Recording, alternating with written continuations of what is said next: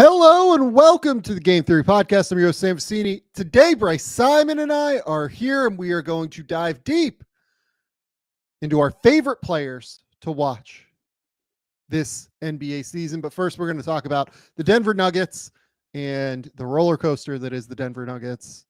Then we're going to talk about the Brandon Ingram and Franz Wagner injuries that occurred over the weekend. But first, let's hit the music.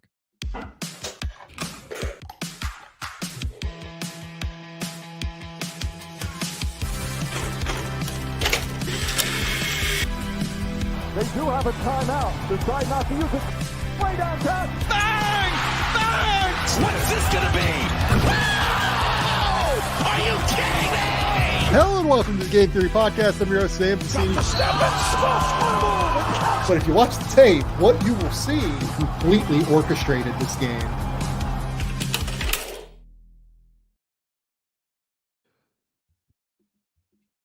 Bryce, what's going on, buddy? What's up, Sam? How are you? I'm excited for today's episode. Not the top, I guess. Not great stuff to start, but then I'm excited to talk about our favorite players.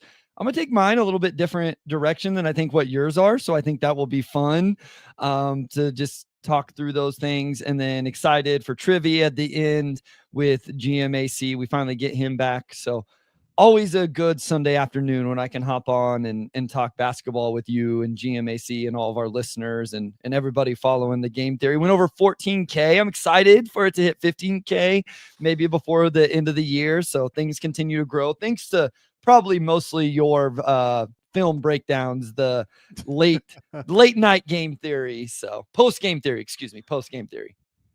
We're doing well here. It was a great weekend here in Australia. We've got I had to go out and do a few things yesterday. I cleaned my carpet in my office, which we got like a real carpet cleaner. Okay. And oh God. Oh, Bryce, it was when you have pets, like things just get a little wild. Oh in yeah. here. Yeah. So things were not great. Whenever I pulled all of that grime and dirt up from the carpet. And then I watched Australia beat India in a test match, which was great. Travis Head, the greatest athlete in Australian history, basically.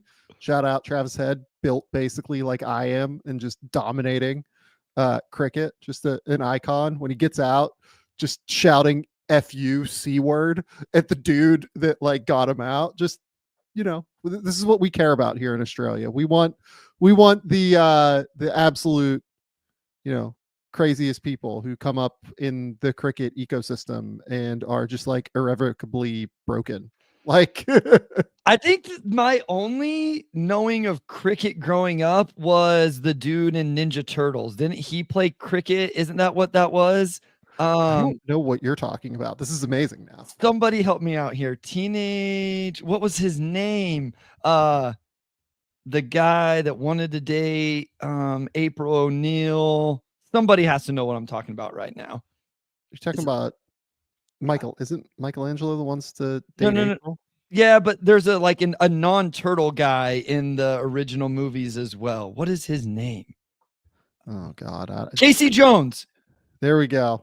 Hockey mask wearing. Oh no. Yeah, Casey Jones was the one, right? Yeah, but it wasn't cricket. It was just hockey. Never mind. Ruined that one. Epic fail. Move on. Okay, speaking of epic fails, let's move to the Denver Nuggets. The Denver Nuggets last night wasted a 56-point performance from Nikola Jokic and lost to a Washington Wizards team that had not won in 16 games. Bryce, look, I don't know if I can ride the roller coaster with the Nuggets all year. Like the take machine that is going to be the Denver Nuggets this entire season, it's just going to be ridiculous. Like this is the thing. Like everyone like said, oh yeah, season's over after 2 games. And then they win overtime games against like the Toronto Raptors twice, a Raptors without Scotty Barnes, if I remember correctly. And people were like, oh no, they figured it out. They're fine. And then, you know, they go on and they're like 4th in the West for a minute. And then, you know, they look like they've pulled everything back together. And then things just completely fall off of a cliff. I mean, look, there's no circumstance where last night isn't the nadir, right? Like, it doesn't get worse than losing to the Wizards in a 56-point performance by Nikola Jokic. So like, it can't possibly be more catastrophic than that, in my opinion. But if you look at, their last, 6 games, they've lost 4 of their last 6. They got that blowout loss against the Knicks where like nobody showed up defensively. They gave up 145. Then they lose to Cleveland on Thursday. They lose to, I think, LA last week again, the Clippers. In the middle of that, though, they beat Golden State, and everyone's like, oh, yeah, things might be fine because they have that crazy comeback against Golden State where, was it? Like, Kerr went nuts on the officials at the end, but it was like, I think they came back from like 8 or 9 down, or no, it was 7 down in 2.5 minutes to win. It's just like a pure roller coaster. Like everyone says, oh my God, they're done. They have no chance to compete. And then everyone, comes back around after the Tuesday. Like even this week has been a pure roller coaster of takes. So like the Nuggets this year to me are the take machine team. We're going to ride the roller coaster with them all year.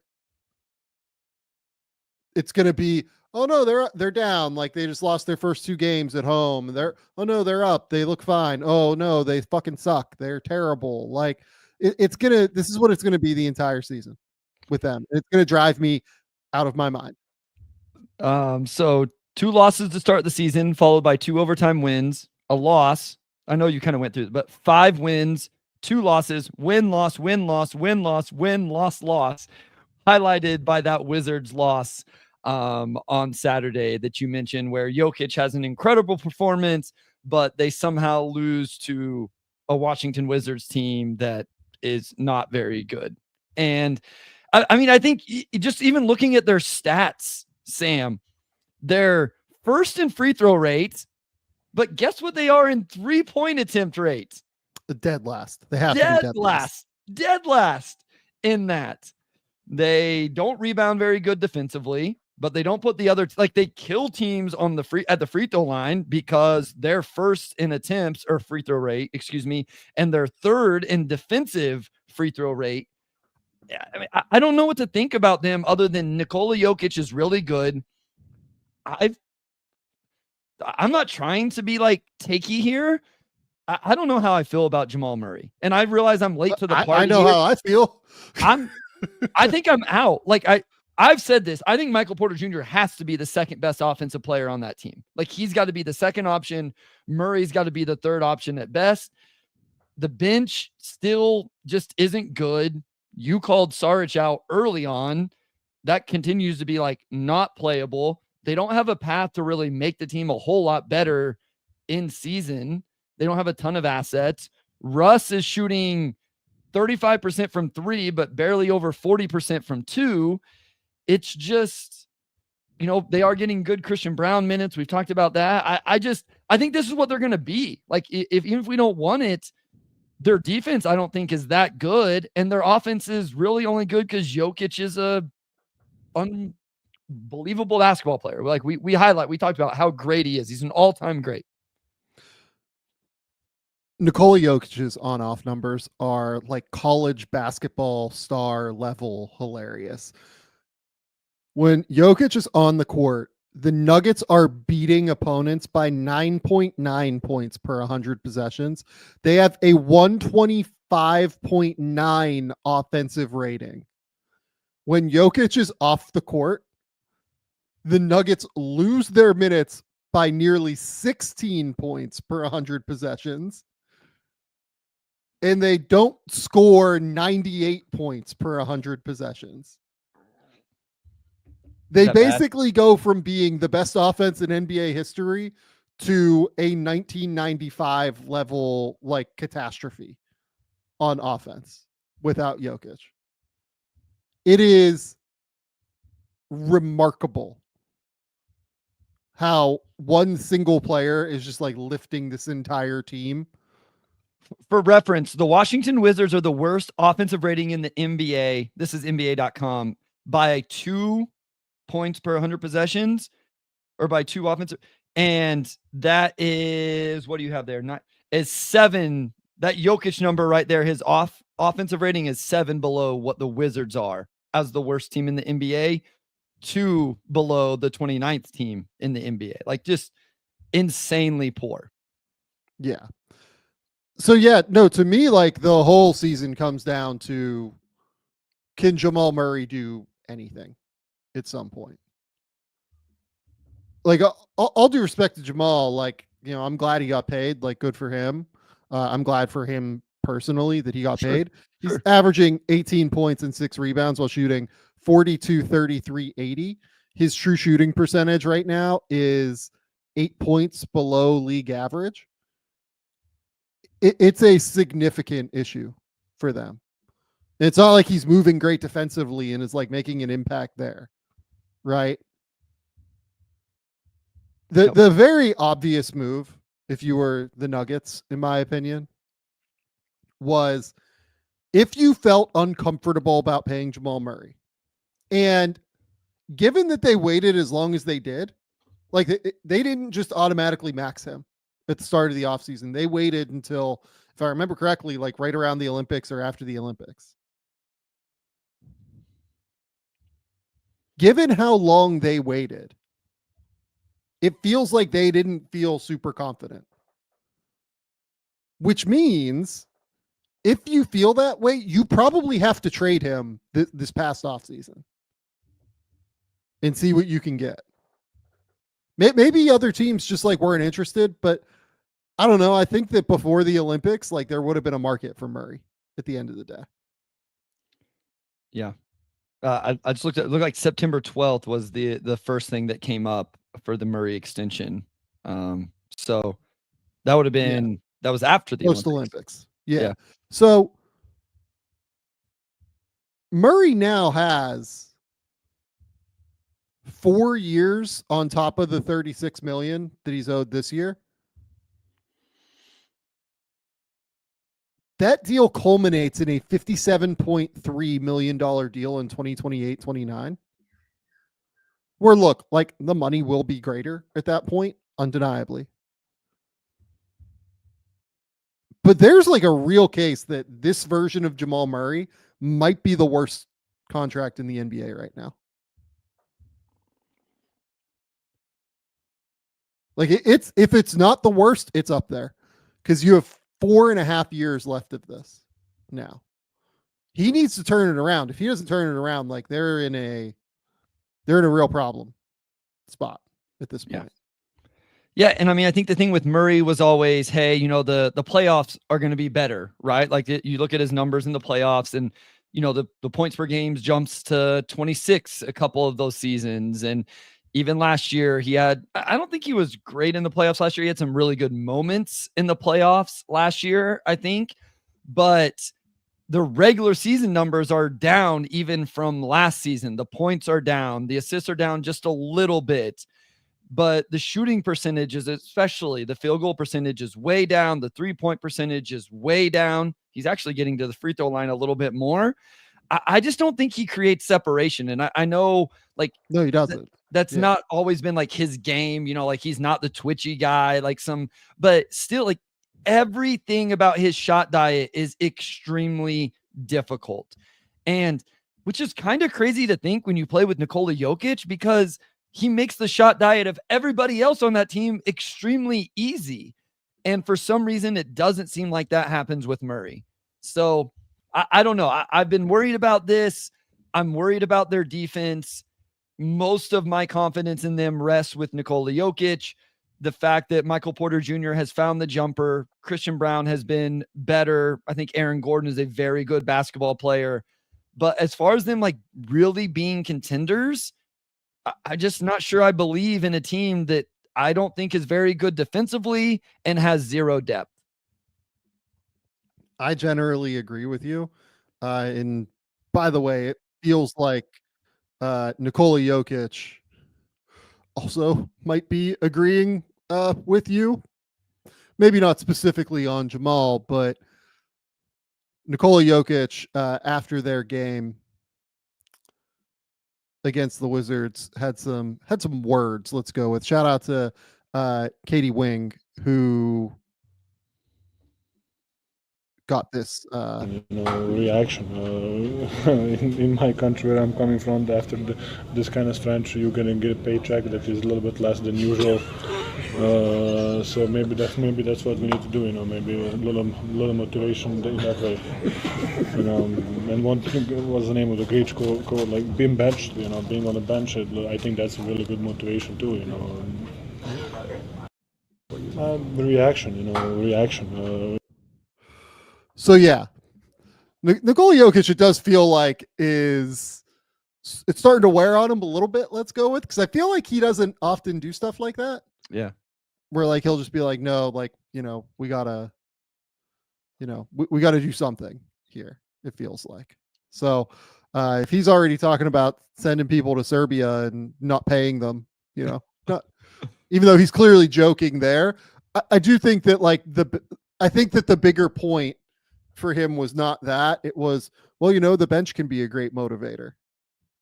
And look, Murray didn't play in the last game. It was Russell Westbrook, was the starting point guard in that game. And, we should acknowledge that. But I mean, you can't lose. You just kind of can't lose to that team. It's kind of my take. I'm sorry. You can't, especially, but here's my thing about the bench being a motivator.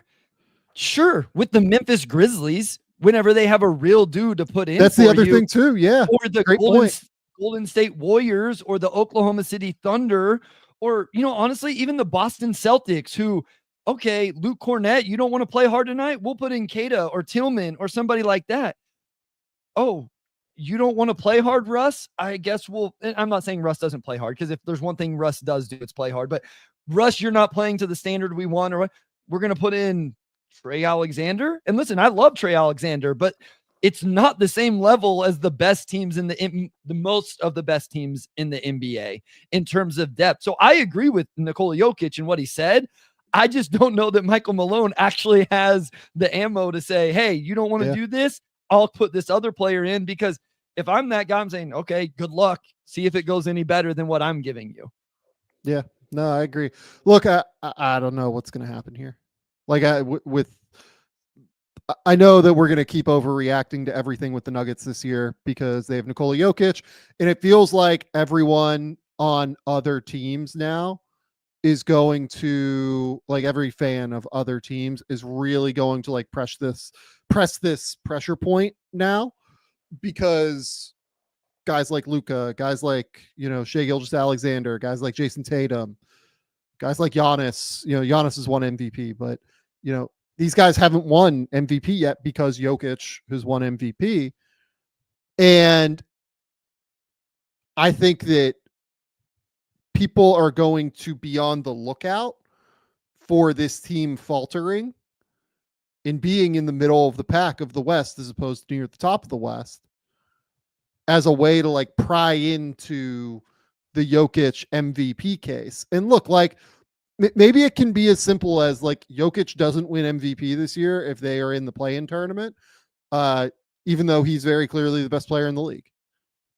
That, honestly, maybe that can just be the result. I don't think he'd give a shit. He's said before, he doesn't really care.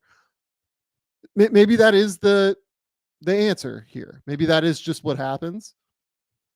I mean, again, you can't just look at the on-off numbers that we, flashed on the screen and talked about earlier.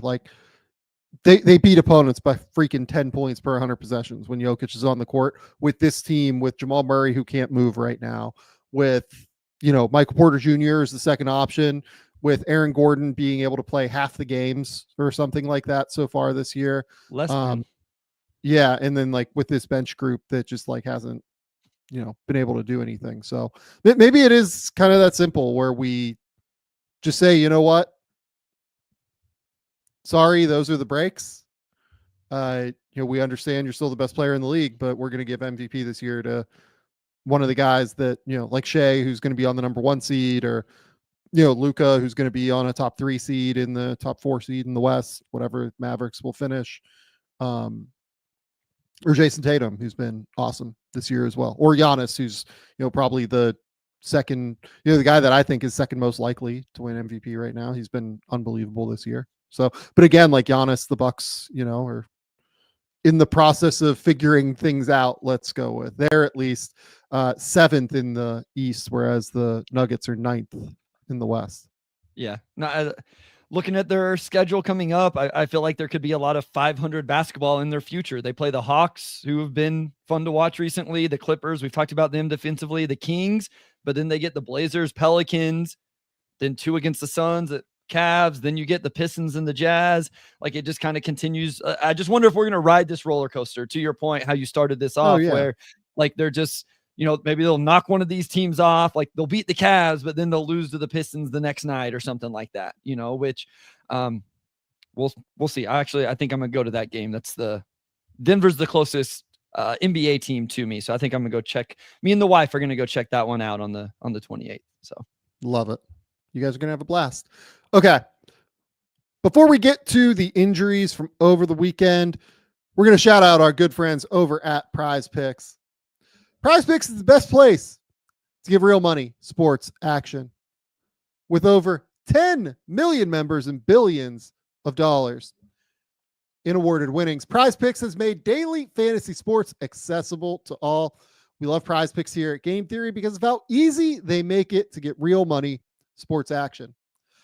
If you think that a specific player, a receiver, a running back, a quarterback is going to go over a certain yardage threshold, you can just click over and make your picks in 60 seconds or less and turn your real sports opinions into real money all season long over on PrizePicks.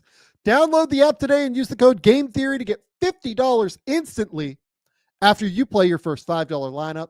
Download the app today and use the code Game Theory to get $50 instantly after you play your first $5 lineup.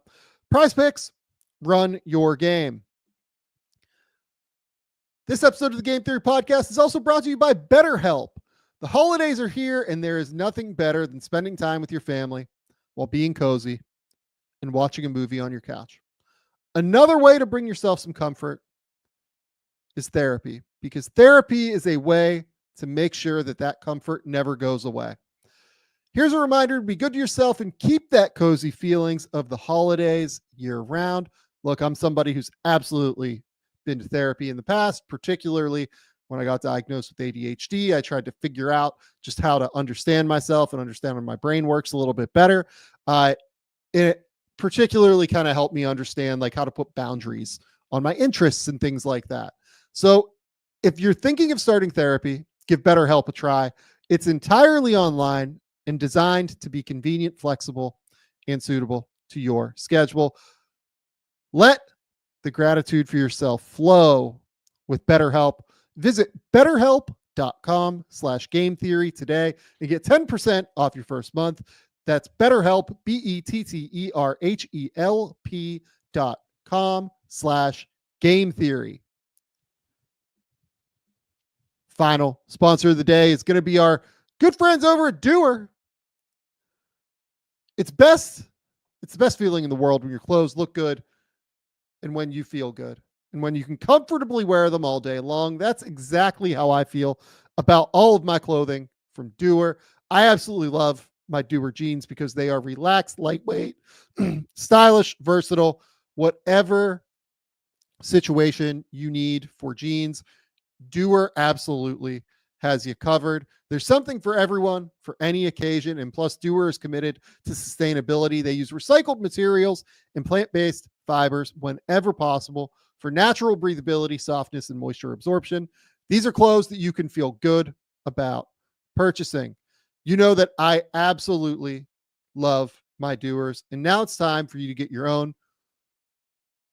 Go to shopdoer.com/Game Theory, and you're going to be able to get 20% off of your order. Go to shopdoer, shopduer.com/Game Theory, and get those deals for holiday gifts for yourself, whatever you're looking for. Shopdoer.com/Game Theory. Okay. Let's go to the injuries real quick. Let's start with Franz Wagner. Wagner tore his oblique in a game this weekend. Wagner was obviously on this incredible run recently where he'd been playing so well. We had him second team All NBA when we did awards. Was that last week that we did awards? I think that was last Sunday. Yeah, and he has been fantastic. He has been utterly elite this season on both ends of the court for a Magic team that desperately needed his shot creation. I mean, we're at a. Let's start here. A, how do you think this impacts the Magic here moving forward? And B, I mean, look, he's going to miss like a month. It feels like something in that ballpark is what they're kind of trying to estimate right now.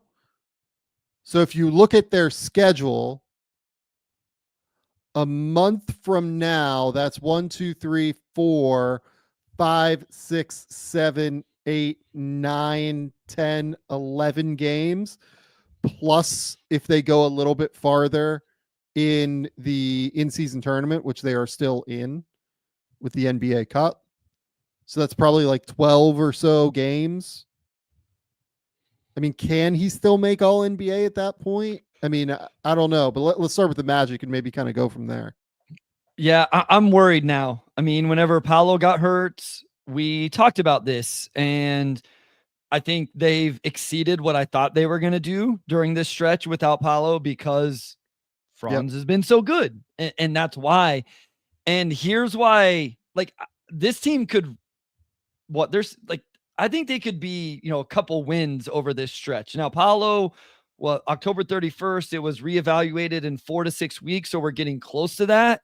So maybe it's only 7, 8, 9, 10 games, something like that before you get him back at least. But I think this could be a 2-8 stretch over the next 10 games. I don't know exactly who they play, but that's what worries me. And at that, the schedule, for what it's worth, is pretty. Is it tough? Pretty onerous. Yeah. Yeah. So, I mean, you could be looking at a 18-18 record by the time you get Paolo back, which in the East is probably okay in terms of staying in the top 6. Like, I think they'll still do that.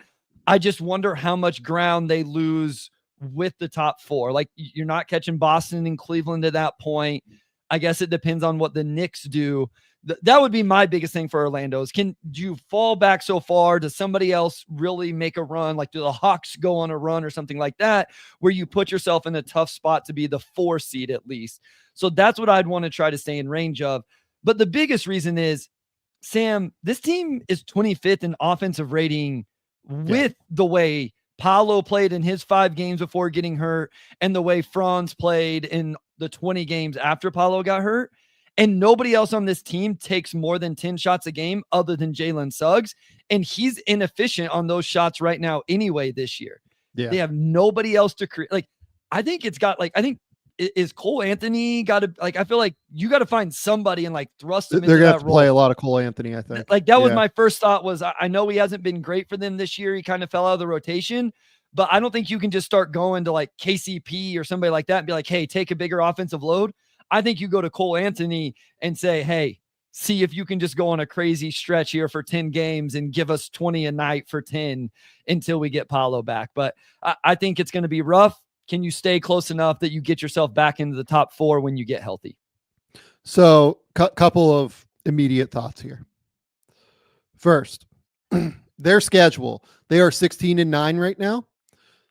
They play Phoenix today, Milwaukee on Tuesday in the in-season tournament.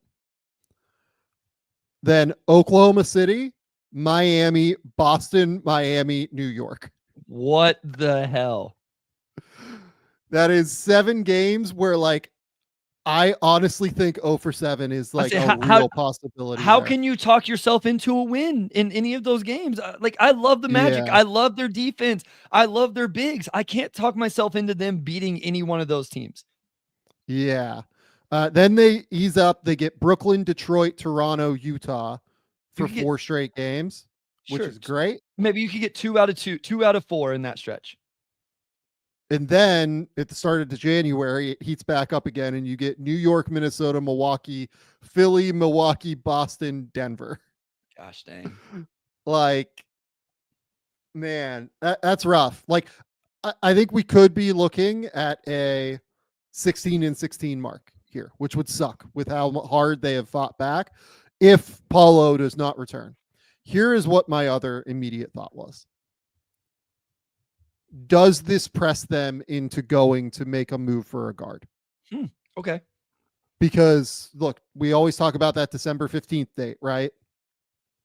December 15th is when the free agents who signed with a different team this offseason become eligible to be traded. That would be after 2 games here, because this week is a little bit quiet on the NBA schedule because of the in-season tournament. Yeah. The guy that makes the most sense to me is Zach LaVine for them. They have the salary structure to where they can take that contract. They're not like going to be players in free agency because they're going to max out Paulo this summer, and they've already maxed out Franz. They have the flexibility to be able to do so. Like, that's not, and you have 2 first-round picks where, like, look, I don't think that anybody's going to be like totally blown away by a first-round pick here from the Orlando Magic or from Denver, because that's the other one they have, but like maybe Denver, like given the way Denver's played. But they have the salary structure to do it, and the way that you can do it and give Chicago some relief is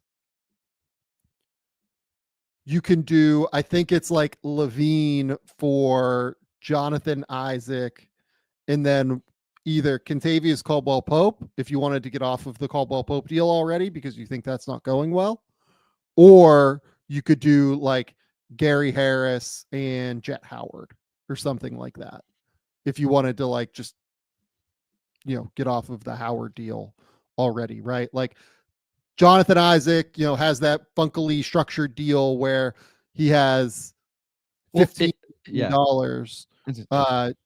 He's owed 25 this year, but then it goes down to 15 million. Yep. And then there are some non-guaranteed years. So Chicago could see that as like significant salary cap savings.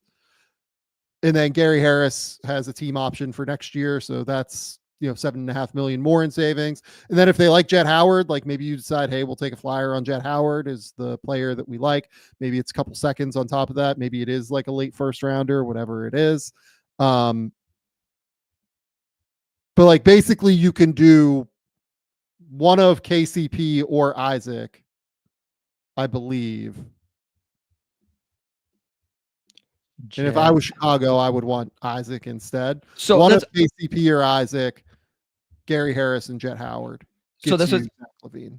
If I was Chicago, I would want Isaac. I'm intrigued by Isaac, depending on what the injury stuff says. When he plays, I find him to be impactful, especially on the defensive end.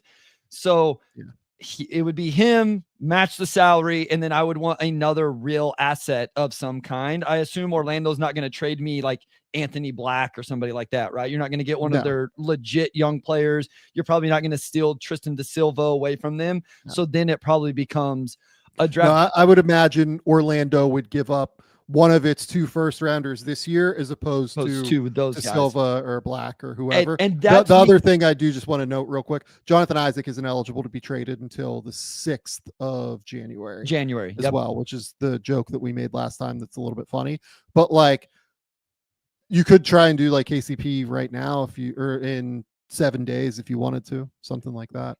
Yeah. And this is me assuming that LaVine's market is what I think it is right now. Maybe it's not as hot as what I think both of us think. I mean, we said he was one of the 2 most potentially impactful players that could be traded. So I think we both hold him in pretty high regard the way he's playing this year, but there's still the contract, the injuries, all of that. I don't think the return is going to be massive for LaVine, to be clear. I think people, I wonder if people's feedback will be that we're giving too much up for LaVine still. Like, I wonder if people are still looking at LaVine last year where it was like like people thought Chicago would have to attach things to him and say that we're crazy for giving them Jonathan Isaac and a draft pick. Like to me, it's like you could do Jonathan Isaac, Jet Howard and, Gary Harris. And like that's probably about what it is, because you're taking a flyer on a guy that went in the lottery, but really probably shouldn't have gone in the lottery kind of thing. Yeah, like to me, Michael Schumett says in the comments, like, I'd rather go 18 and 18 than blow up what we're building. I just don't think this is blowing it up. Like, I think Zach LaVine is complementary to all of the guys that they have. Yeah, I don't look at this like you're not blowing up your core here. Like, Isaac can barely get on the court anyway with the bigs they have.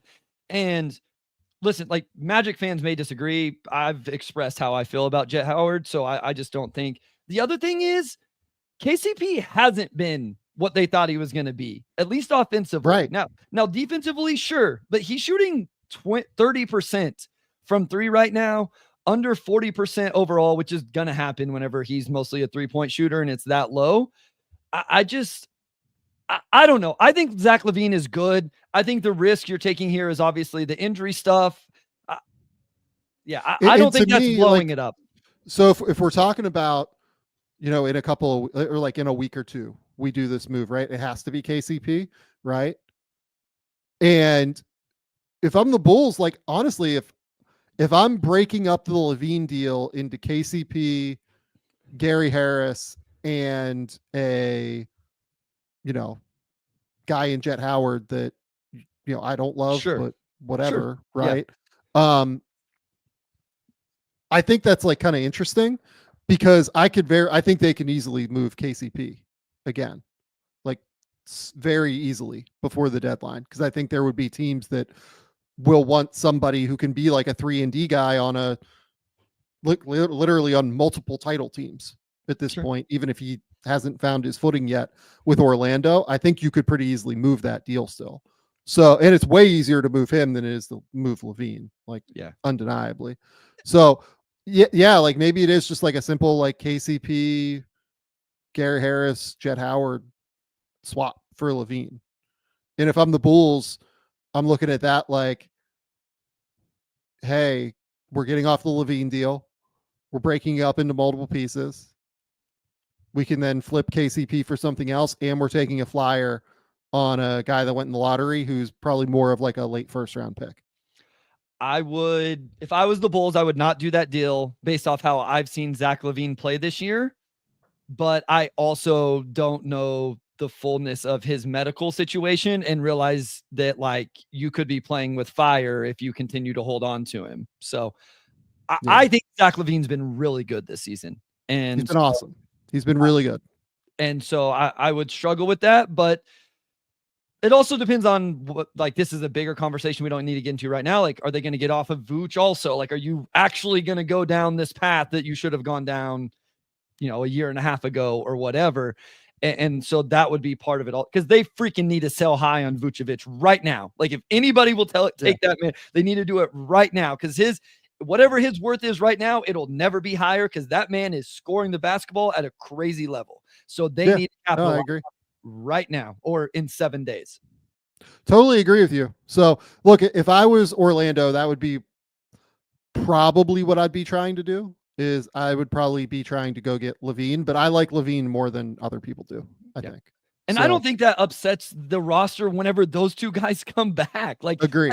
That's my thing is I think he fits in quite nicely next to Jalen Suggs in the backcourt, and with Paolo and Franz and staggering those guys. I think that's a really interesting group.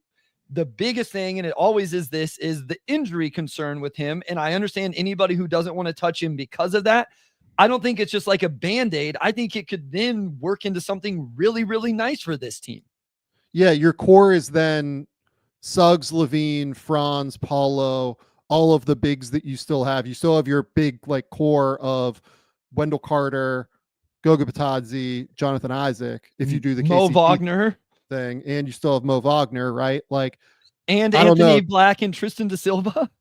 Right. Like, to me, it doesn't blow up anything that you're doing, and you're not giving up a ton. Even if they do have to add a first rounder, like, you're still not giving up a ton to do it, because they have 2 first-round picks this year. I would just rather. I mean, I would rather. Where are the minutes for 2 first-round picks on this roster next year if you didn't do this? Like, if all of these guys are coming back and you draft 2 first-round picks, where are the minutes coming from? No, 100%. So, yeah, that's what I would That's what I would like to do, or that's what I would like to try and see them do, maybe if I was them. Okay. Second big injury that occurred over the weekend. Brandon Ingram has a high ankle sprain now. That is a real problem for New Orleans. Like across the board, this is a significant problem for New Orleans now. Brandon Ingram, we talked about him in the free agency episode. I guess that was last week's episode, or was that Thursday's episode? I think that was Thursday. Ingram had played 18 games, averaging 22, 5 and 5, his normal thing, right? A couple of issues here. So first, Ingram is looking for either an extension, or it seems like that will be where, a trade occurs. We've talked about this previously, but from his second season onward, Brandon Ingram has not played more than 64 games in a season. He is a guy that consistently misses basketball. This was like, based off of his history, this was predictable that something like this could happen, unfortunately. The second piece of this is that high ankle sprains are rough for guys, especially like him, that try and get in and out of their mid-range games, that try and get into pull-ups, have to elevate to some extent. Those tend to linger and cause issues throughout the year. This Pelicans team is currently 5-19. They are 7.5 games out of the 10 seed for the play-in. Now you have no Ingram. Zion's still out. This is like the most obvious situation to sell in that I've seen in a long time, but Ingram's the obvious guy to sell because he's a free agent at the end of the year and he has a high ankle sprain. So if you're a team acquiring him, you probably don't feel a great degree of confidence that he's going to be good for you this year before he hits free agency. So I really worry that they are screwed in a pretty significant way here. I don't really know what to expect now in terms of, like, I don't know that he has a trade market is what I would say now. Yeah. Do you have thoughts?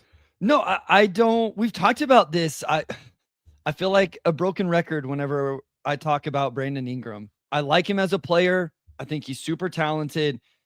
Every time we talk about a team, or I think about a team that may need a player or a team for him, I'm like, I don't love that fit. Oh, I don't love that fit.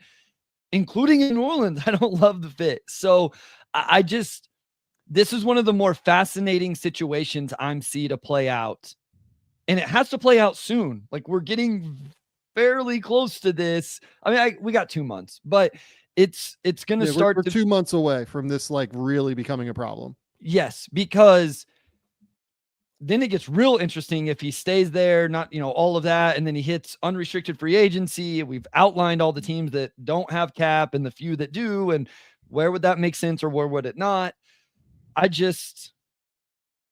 don't think New Orleans is going to get what they would want for him in a trade, but I think eventually they make the move. And that is what I think ends up happening. I think they move Brandon Ingram. He gets to the team he wants to get to, and then that allows him to get paid the way he wants.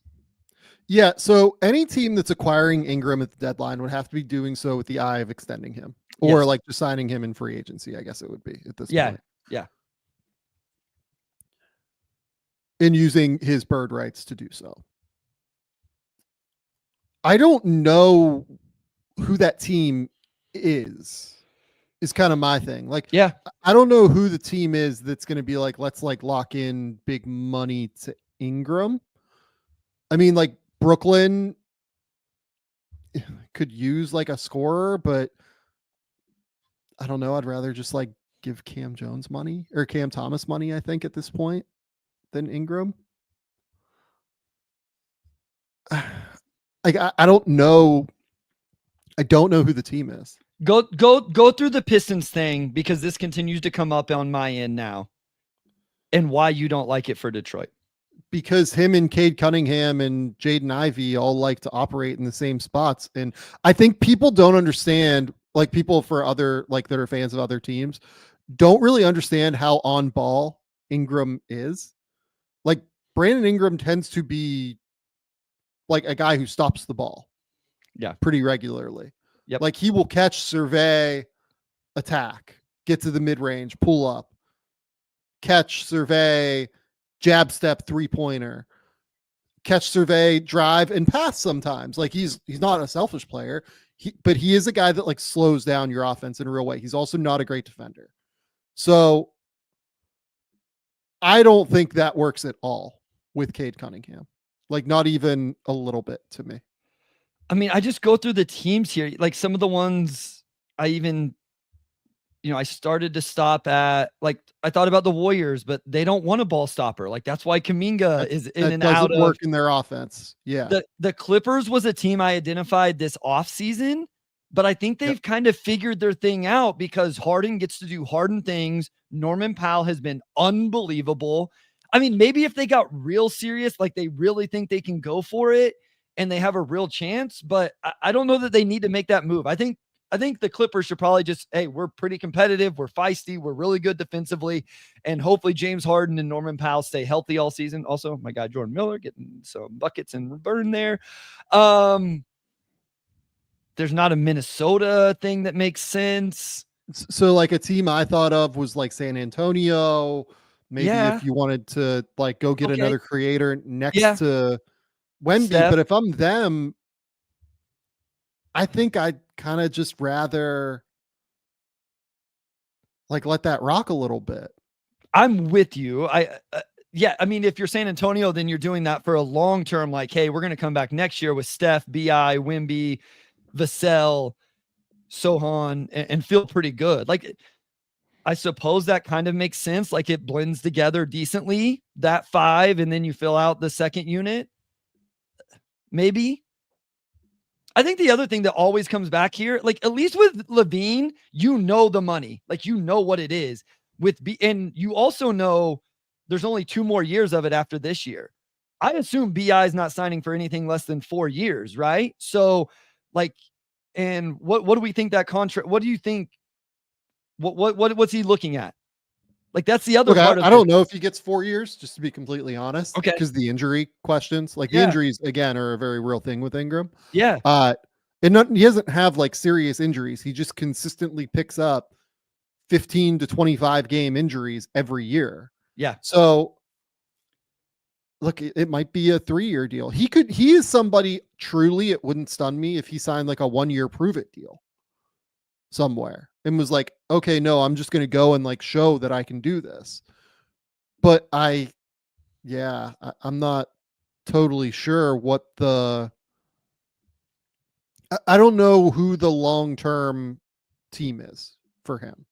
Like I've seen, like you brought up Minnesota, like Randall for him doesn't work because Minnesota can't take back more money in a trade than what they're sending out. And I think Ingram is owed like $2 million more than Julius Randall this year. So like that doesn't work. Yeah. I mean, I was just saying, like, you could say that they need some offense, but I mean, I don't think that works any better than how Julius has worked in Minnesota. So I don't think it would even make sense on the court. I think it could, because like Ingram is just like a little bit more skilled, and if they went like a little bit more perimeter based, like maybe. Someone brought up Chicago in the comments. Like honestly, they're just like so. I don't know what their plan is. That I could see Chicago maybe deciding that they still want to pay or still want to go for Ingram. Maybe they see like an Ingram for Levine idea or something. I don't know. That doesn't feel like a good idea to me, but I would rather just get off the Levine money than do the like Ingram deal long term. Yeah. It's New Orleans is such a fascinating situation between him, whatever's going on with Zion, McCollum has, I think, just a couple years left. You have these young, interesting wings that I just want to see play. I watched him play the Suns the other day, and they actually went Murray, CJ, BI, Murphy, and Jones. I was like, okay, this is kind of fun. They went to it at the end of the first half and the end of the game. And I was like, okay, I can watch this. Misi has been interesting. So it's like all of these interesting pieces, and then none of it seems to fit together. None of it seems concrete. I mean, Murphy and Jones are like the only guys I'm like, okay, those guys are definitely here long-term, along with Misi, and everybody else. I just have no idea what to think about their present day or future with that team and that organization. Yeah. Yeah. And honestly, like Firu brings up a good point in the YouTube comments. Like, Sure. Brandon Ingram's in a contract year. This is the prove it year. Like, the Pelicans have been without Zion. He should be the guy, and they're 5-19, and he's not the guy, right? Yeah. So, I just don't know what this ends up looking like for them. Which is to the heart of why it's so hard to trade him. He plays his archetype, his game is of the guy, but he's not talented enough to be that guy on a team that really wants to compete. And then it's hard to slot that guy into the second option or the third option and feel really good that he's going to be able to be successful in it. Yeah. I mean, Washington for a Kuzma deal. I don't know. I look at every Wizards box score and just get pissed about the people they're playing already. Washington and a Kuzma deal isn't a terrible idea. Washington and a Jordan Poole deal. Jordan Poole. You got buckets in that Nuggets game. Jordan Poole's been good this year. Shout out to Jordan Poole. He deserves some respect for sure. Okay. So look, this is the rock in the heart. The Pelicans desperately need Ingram to come back like within the next month or so, month to 6 weeks, and show that like his ankle is healthy by the deadline. And I just don't know how realistic that is at the end of the day. Yeah. So it's hard. They're in a really, really tough spot. Okay. Let's talk about something a little bit more fun. Mm-hmm. You came up with this idea just to talk about who our favorite players are to watch in the NBA. And I also thought that for future reference, we should do this for the draft prospects as well. Once we get yeah. That'd be cool. Do like who are our favorite draft prospects to watch? Yeah. Yep. But who are our favorite players to watch in the NBA is what we're going to talk about today. So the first thing I want to ask you as we get into this is, what aesthetically do you look for in a player that you love to watch? That's interesting. Because I think all four players, five players I'm going to name are completely different types of players. So that's kind of fascinating that you asked that. And now I look at my list. I will also mention that in my text, and I know like Sam told me what we were going to do, but I said favorite / underappreciated. So again, my list is going to be a little bit of a blend of that, which I think will be fun. It'll give a contrast to the names I think you're going to drop.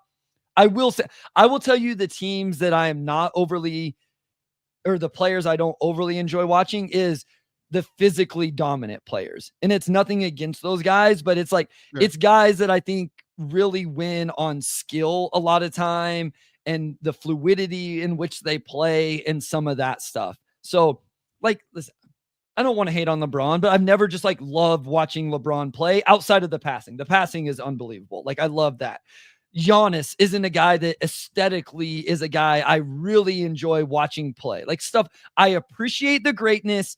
It's not what I want to tune into. Steph Curry and the skill level is what I have gravitated towards in my life. And so I think that's probably in general as I gravitate away from guys who are just like overly physically dominant within the ways they win and are successful.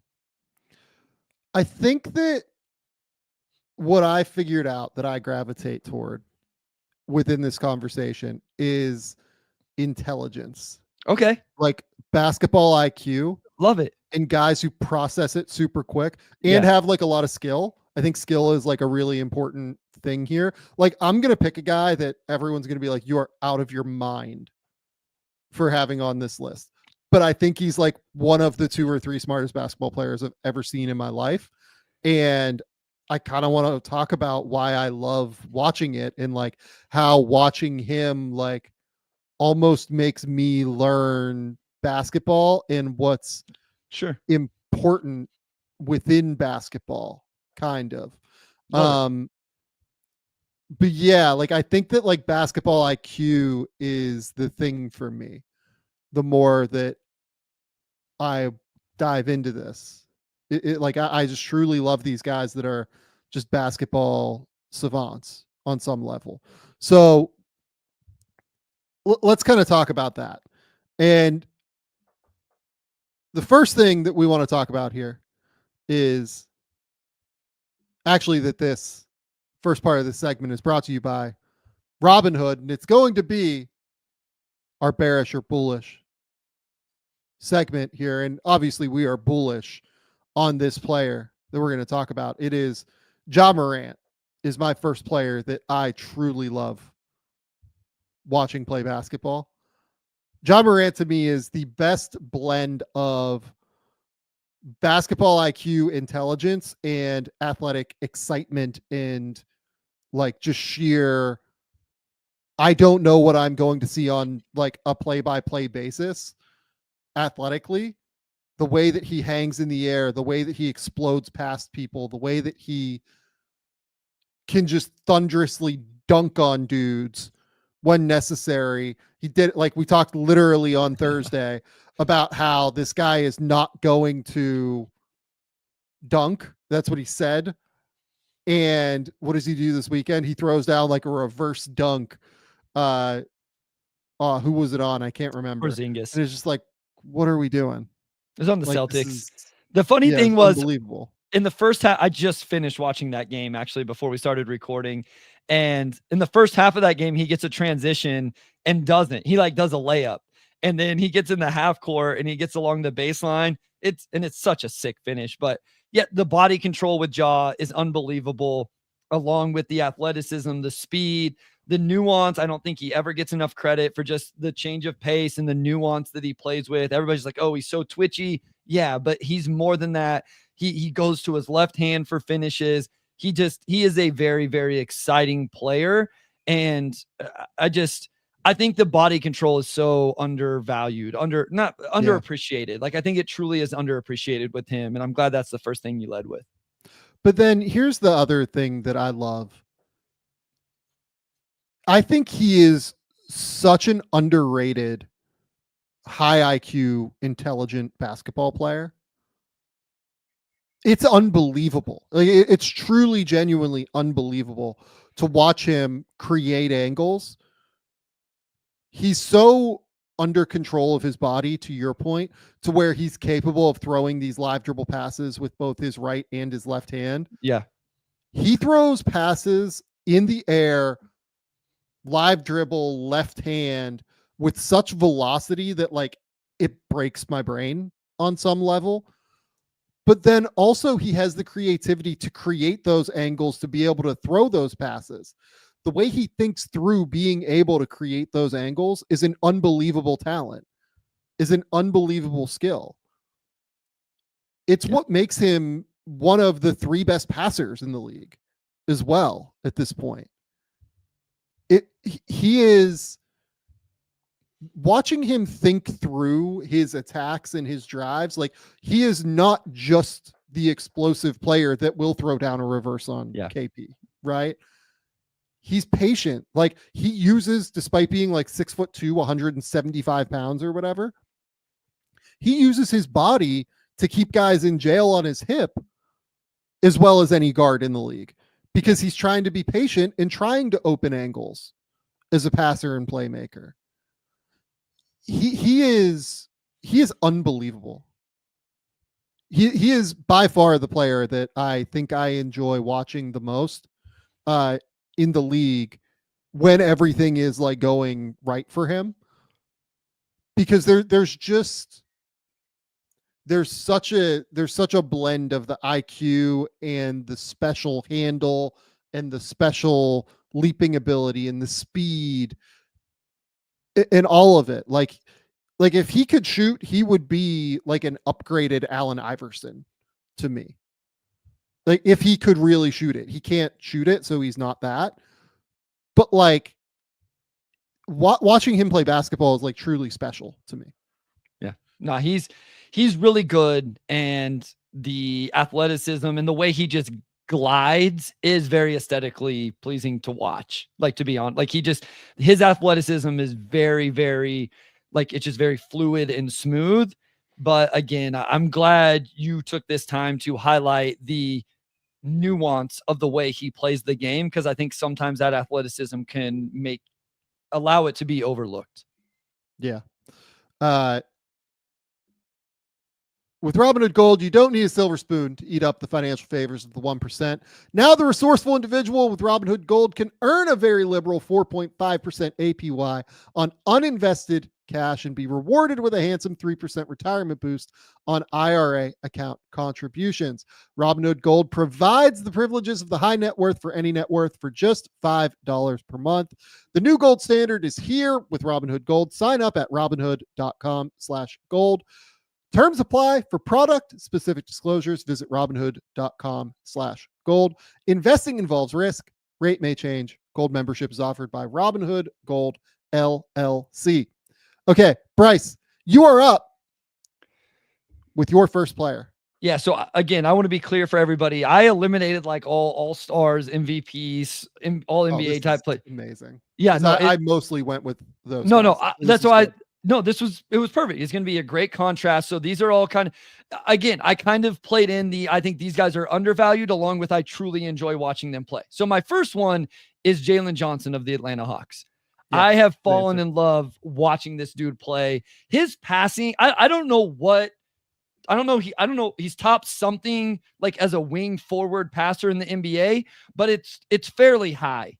And I think I'm interested to see if he ever can, how much primary creation he can actually do. He obviously doesn't need to do that for the Hawks because they have Trey, but he pushes in the open court, transition, all of that. But he's so versatile, and I fell in love with his game because of that. He can do both sides of almost every play type. You asked me, what do you love? I love guys who can operate the ball screen as the handler and then operate a ball screen as the short roller or the lob threat or the pick and pop or attack the closeout or, either end of transition, all of that. He has eye manipulation. He throws one hand, like all of, he's so versatile. The numbers back it up as he's averaging 20, 10, 5.5, and almost 2.5 stocks right now on 51, 36, 76. Trey's doing his thing, especially creating. DeAndre Hunter actually has been incredible in his 13 games for that team. We talked about Dyson Daniels, all of that. That Hawks team is kind of fun to watch. Jalen Johnson is really, really good. And he was the first name that popped into my mind with the criteria I was using for this. I love it. I think that his ability in transition to be such a freight train is really, really fun. Yeah, like not a guy that is like in my top 10 necessarily, but a guy I've really enjoyed watching this year. It's funny, like Trae Young is another guy that would be really, really high for me. Okay. Right. Yeah. Ultimately, I didn't put him on this list because he's just like a little too ball dominant for me. I do like guys that kind of move it just a little bit quicker for the most part. Like I still think like Ja Morant moves it quicker than he does, like on the ball. Typically, he doesn't pound the ball into the ground quite like Trae. But the Trae Johnson, Trae Young duo right now with those like two young, long wings who kind of do everything that they don't almost in Ricochet and Dyson Daniels, except for Ricochet shooting right now. We hope that that'll come around at some point. Yeah, like that duo right now is one of the more fun duos that you see kind of across the space within the NBA right now. Yes. It's unbelievable. Yep. Again, I enjoy watching him play. I enjoy the versatility of his game. And I think he's really, really good. And honestly, part of this was also, I just wanted to give him some love as well. But I do genuinely love watching him play. Yeah, he's so fun. The defense is gonna have to make a leap for me because he's too I agree. naturally smart of a basketball player to be the way he is on defense. But I I put think that it'll come. I put that in my most recent notes, in that I think sometimes with those guys, I give them like, I automatically like, oh, versatile defender. Like he's, in the most recent game I watched, I finally had some notes where I'm like, this isn't probably as good as what I was giving him credit for. That's the next spot for him to take some strides. Yeah. Okay. My second player is Nikola Jokic. Like just a totally, you couldn't pick two more polar opposite players for my first two than Jokic and Morant. But also the way that they think the game, I don't think is, it is dissimilar because Ja is doing everything on the move and trying to create things on the fly and create angles that way. Jokic is trying to outthink you almost from a standstill, I feel like.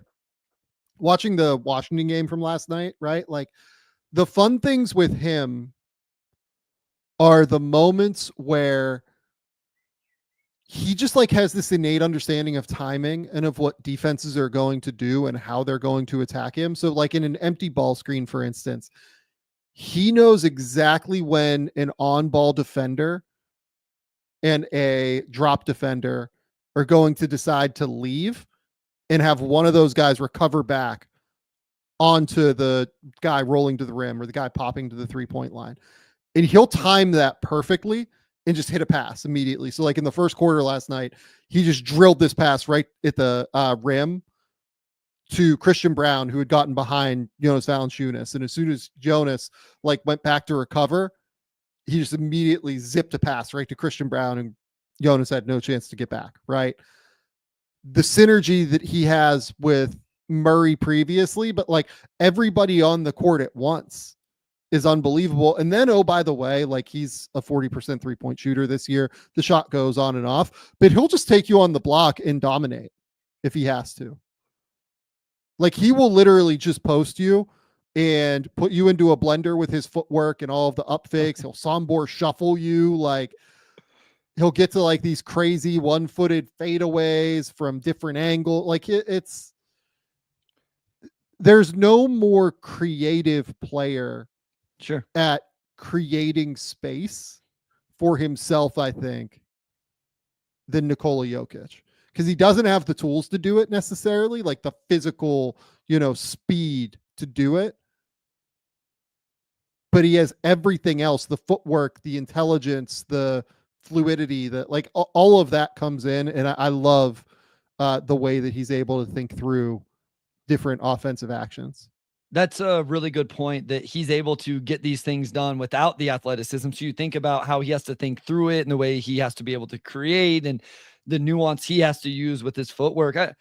I know he's not, a defender. A lot of the guys we will talk about when we talk about defense, but I'm always impressed with how smart he is on that end in terms of when he's really engaged and really playing hard, he gets his hands in the right spot in ball screens. And so like, he just understands that stuff, and he gives enough with that to get through. I think to his credit, like this is some Alperen Şengün is starting to figure out with the Rockets, as you have very much highlighted his defensive improvements. But it is a lot of fun to watch somebody like Jokic, who isn't just out quickness or first stepping or anything like that. He just sets things up, and he is 2 steps ahead of everybody else, and he knows when to spin off, and he knows where every other player is at. It's a lot of fun to watch him process the game and kind of pick apart a defense, because I don't think there's anybody better at it in our game right now. No, I don't think so either. I really don't. The counters to the counter, like he'll do like 5 or 6 different things at once. Like he's just, I love him.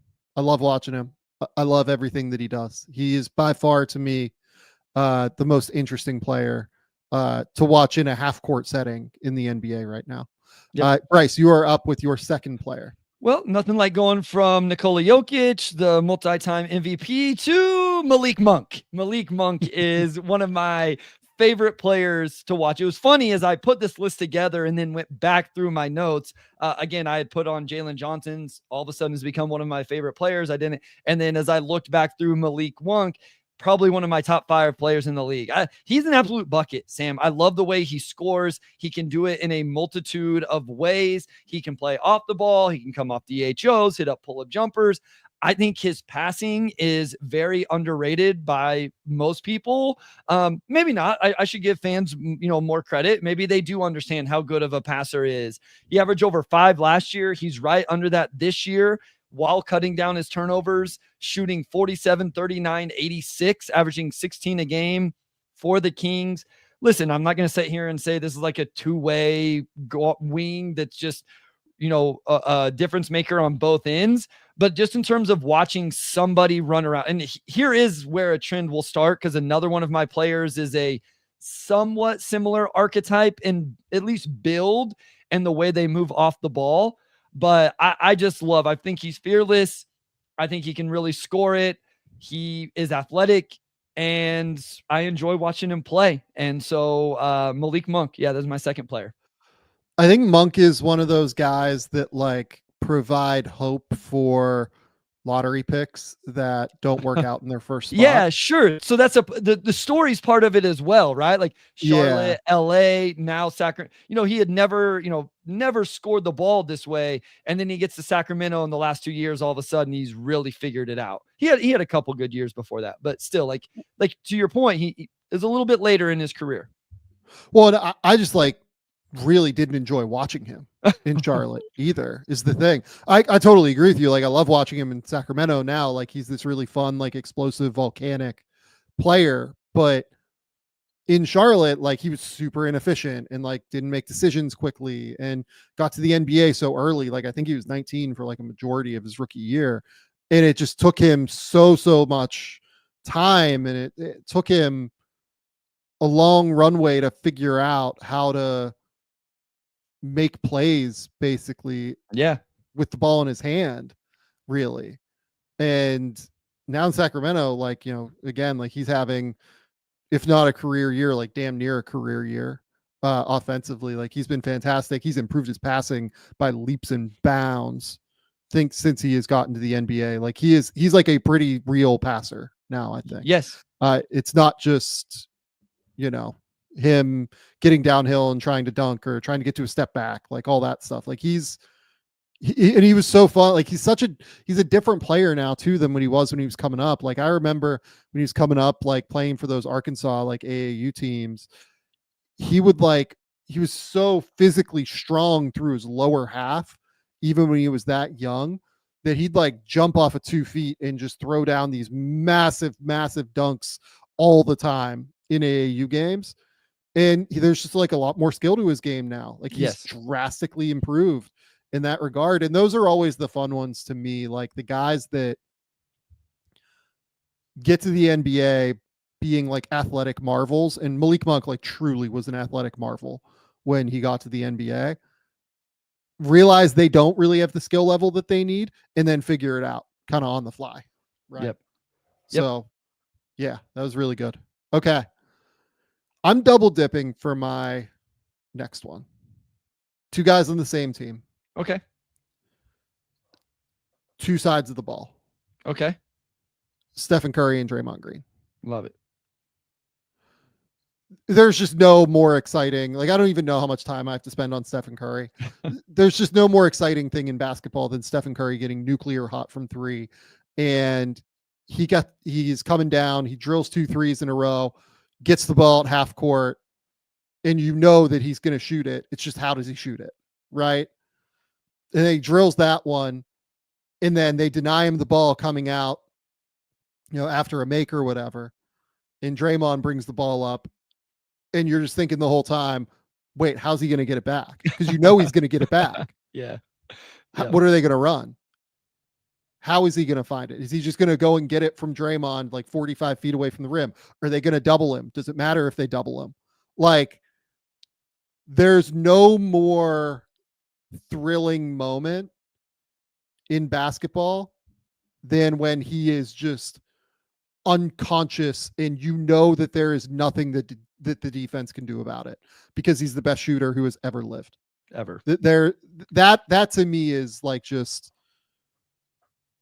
you can't have a list like this and not have Stephen Curry on it, I think. Yeah. And then like all the other stuff with Steph, like the way he moves off the ball, the creativity as a ball handler. Like I think he is people caught up to it eventually, but like he was for so long like the most underrated ball handler in the NBA, I think. His intelligence around the basket as a shooter, all the scoop shots, all of the different one-handed gathers, the balance, the ability to play through contact at the rim, like all of that stuff went way underrated for so long too. Just an awesome, unbelievable basketball player. But Draymond is the other one that like I truly just love watching play, because I love watching him play defense. On offense, like you can point to the synergy, you can point to like him and Steph playing in ball screens and him short rolling and figuring out the 4-on-3 and figuring out how to maintain advantages. But to me, it's the defense. There's not a player on an NBA court that Draymond Green can't guard, even still at this age. He flies around. He's switchable. He's long. If you need somebody who can like deal with the post, he struggles with Jokic. That's not unfair. Like you could say that Jokic is a guy that he can't guard, but that would be one to me. There aren't many. Maybe Wemby will cause him problems just because Wemby can shoot over the top of him every single time. But on top of that, it's the way he communicates on the back line every single play. He's talking constantly. You can see like the coolest moments with Draymond Green on defense, and they happen like regularly throughout games, are when you can see a team set up in a certain way and they'll run the first part of the action and he'll call out what's coming next to his teammates. Like he watches so much tape and is so prepared for what other teams are going to run that he knows ahead of time what they're running and is telling his teammates, you need to be up here. You need to be here. We're going to do this. We're going to guard it this way. Does it on baseline out of bounds plays. He does it on like sideline out of bounds plays, like late in games sometimes. He's unbelievable at calling out those coverages, and he's constantly rotating, constantly helping his teammates. He is the person, I think, more than anybody else since I've been watching basketball like professionally, that has helped me learn about defense in any way, like in every way, right?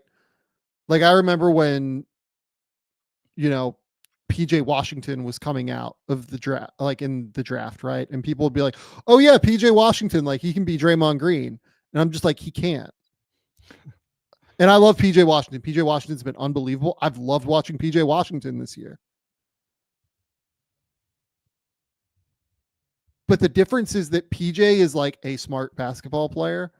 Draymond Green is, along with like LeBron and Jokic, the smartest basketball player of his generation. Yeah.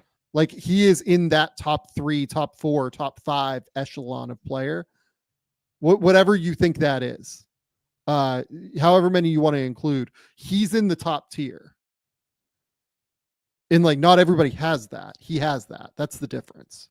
Yeah, he's definitely one of those where whenever people are like, oh, Draymond's the comp, I'm always like, oh, I don't know that that's a good thing, because how many people can actually replicate what Draymond has done in his career? We talked about him in our awards episode, you know, in terms of how good he's been defensively this year. And honestly, he shot the ball pretty well offensively from 3 so far. Listen, Steph is one of my top 2 all-time favorite players. I mean, you know, during those core Warriors years, if they were on, it was must-see TV. And you just knew the run was coming at some point. And like you said, how is he getting the ball? Because you know he's going to get it. Credit to his teammates for figuring that stuff out as well. But yeah, Steph is... him and Allen Iverson. Those are the 2 guys. As I was growing up, Steph and I actually were playing in college at the same time, actually. So it wasn't as much fandom until a few years into the league for him, but it's very much became a fan. Yeah. No, I love those two. And that's why the Warriors have been, to me, like, all due respect to Clay, like, those are the two guys for the Warriors and always have that. Like, if you go back and listen to shows 4 years ago, like, I've been on this boat for a long time. Like, I know that people were mad when Klay Thompson made the NBA 70 or didn't make the top 75 players of all time list that the NBA released for its 75th anniversary. I was like, no, like, Draymond is the guy that should be mad, like, not Clay. Like, Draymond is so much more important in the history of the NBA than Klay Thompson. Draymond, like, literally changed the way that NBA defenses play just across the board through his quick processing ability, through his ability to be a five who can switch and have teams switch all five positions across the board. Like, I think that once Draymond retires, I wonder if we maybe look back on his career and think of things a little bit differently for him. I hope so, at least, and get a little bit farther away from, like, the weirdo cheap shots, which are not a great part of watching Draymond, but For sure. you know, it is nonetheless a piece of his legacy. Okay, you are up with your third player, Bryce. Well, let's just combine the offense and defense of those two guys into one Nickeil Alexander-Walker combination of an offense. I mean, listen, he does shoot the ball very well, Nickeil Alexander-Walker. I think this is a little bit of what you said with Malik Monk as well for me, where it's like, okay, this guy's bounced around the Pelicans and the Jazz. Then he finds his home with the Timberwolves and has absolutely figured it out. And another guy who just 26, younger, but I think he plays so hard, Sam. Like, he defends his ass off. He does the little things. He moves the ball, and then he's making shots. Like, right now, he's shooting 44% from three. He's shooting 50% overall from the field. I know, like, some of the other box score numbers don't wow you, but I go back through my notes, and it's like, makes a huge momentum three, or he has this sequence where he gets a bucket, forces a turnover, gets his team another bucket, makes the one more pass for a three. Just all of these different sequences throughout a game. I know he's not the most important Timberwolf. I get it. I understand it. But again, my list was partly guys who I think at times can be underappreciated that I also really enjoy watching play. And I enjoy when I turn on the Timberwolves game. Yes, I'm there for Ant. Yes, I'm there to figure out, can Julius Randle fit in here? But I enjoy watching the Nickeil Alexander-Walker minutes off the bench. And I just really appreciate a guy who's found his role, embraces his role, and then now is just like thriving in that role, even if it's not the most glorious of roles. Yeah. So what I love about him is just the effort. Yeah. Right. And the story, like you mentioned the story at the top, but like the story is so critical with some of these guys to me. Like Nickeil, like you said, going from a guy at Virginia Tech and like coming out of Canada that I thought like couldn't defend his first year at Virginia Tech, like really struggled physically to have a chance against like anybody defensively. Like the steal rate was always fine, and like he had the hands, but on the ball, like he struggled on that end his first year at Virginia Tech. And then the second year, it was a little bit better. Then he got to the NBA and struggled defensively because rookies that are skinny struggle defensively. That's the reality. But he realized at some point, like he was a guy that came in as like a scorer. I don't know if he won Summer League MVP. Like he might have won Summer League MVP coming into his second or third year, but he would have done it like as a scorer because I think he averaged like 25 points per game one year at Summer League, and people are really excited about him. But it just like didn't work out for him in real NBA games as a scorer. So he reinvented himself. The guys that reinvent themselves, like Quentin Grimes, going from being like a, 5-star McDonald's All-American point guard to being a wing who's like a 3-and-D wing, right? Guys that like are willing to scratch and fight and claw and understand who they are on some level, like understand, have that self-awareness kind of, hey, this might not be working out for me, but I could go do something else and like that might work out for me. Right. Yep. So that's the stuff that I love about basketball, and I love about the draft and development and like in career development and growing into different people. I think Nickeil Alexander-Walker like truly actually might be like the prime example of that right now league wide. Yep. Nah, he just, like you say, some of it's the story, you know, and as I've only been doing the full NBA for a couple years now, you know, it was just Pistons before that, but it was like, man, who is this guy? Oh, he's pretty good. And then you watch some more games, like, man, he's really impactful all the time. And you talk to people and it's like, it just, I don't think it can be said enough how hard it is to do what you just outlined and what Nickeil Alexander-Walker has done. And I enjoy watching him play and what he's figured out. Okay. My fifth player is off the all-star path because I've gone all-star. Let's go. The whole time. Amen Thompson. Oh, yeah. My fifth player. Of course. This is just obvious for everybody that has listened to this podcast this year and last year and when he was with OTE and all of that stuff. I love Amen Thompson. I love watching him play. I love the athleticism. I love how he has weaponized the true elite level athleticism that he has to become just, to me, like the best perimeter defender in the league right now. When he's out there, he is monstrous across the court. He can guard anybody in the league except for like the biggest fives. He is physical. He imposes his will athletically on you, I think is like one way I would phrase it. He is just so explosive across the court and with his movements, and he's so twitchy that he will stay in front of you no matter what you do. And on top of it, he's an elite level processor of the game. Yep. Yeah. He is so fun. He is unbelievable at processing the game in transition. He passes the ball incredibly well. And then also, like, he is just a transition freak and like can go and throw down like massive dunks. Like he is such an incredibly fun basketball player to watch. Amen Thompson is my fifth player. Yeah, I'm with it because of what you outlined there, and that he is an elite top 0.1% athlete in the NBA. But it's not just, he's not only winning with that athleticism, he's processing the game as well. And so I'm all about it. He is a lot of fun to watch. You know, the duo of him and Tari Eason off the bench for that Rockets team is a lot of fun. Like, I'm always kind of just waiting for those guys to come into the game whenever I watch Houston play. So I am all about this. I think he has a big time future. I'm really fascinated to see how elite the defense can be, how impactful it can be. Well, also, I think the same level intrigue in terms of what the offense can be, because I thought he had real primary initiator creator potential in his game coming into the NBA. And I'm kind of interested to see how much of that he ends up doing, like really on the ball, operating the offense. Maybe it's not as cut and dry as that. Maybe it's in a little bit different of ways, transition, maybe on the other side of the ball screen, right? Like, talk about being able to play both sides of a ball screen. Amin definitely has that in his game. Yeah. Like, I'm a little bit more skeptical of that coming through now that we've seen him play in the NBA.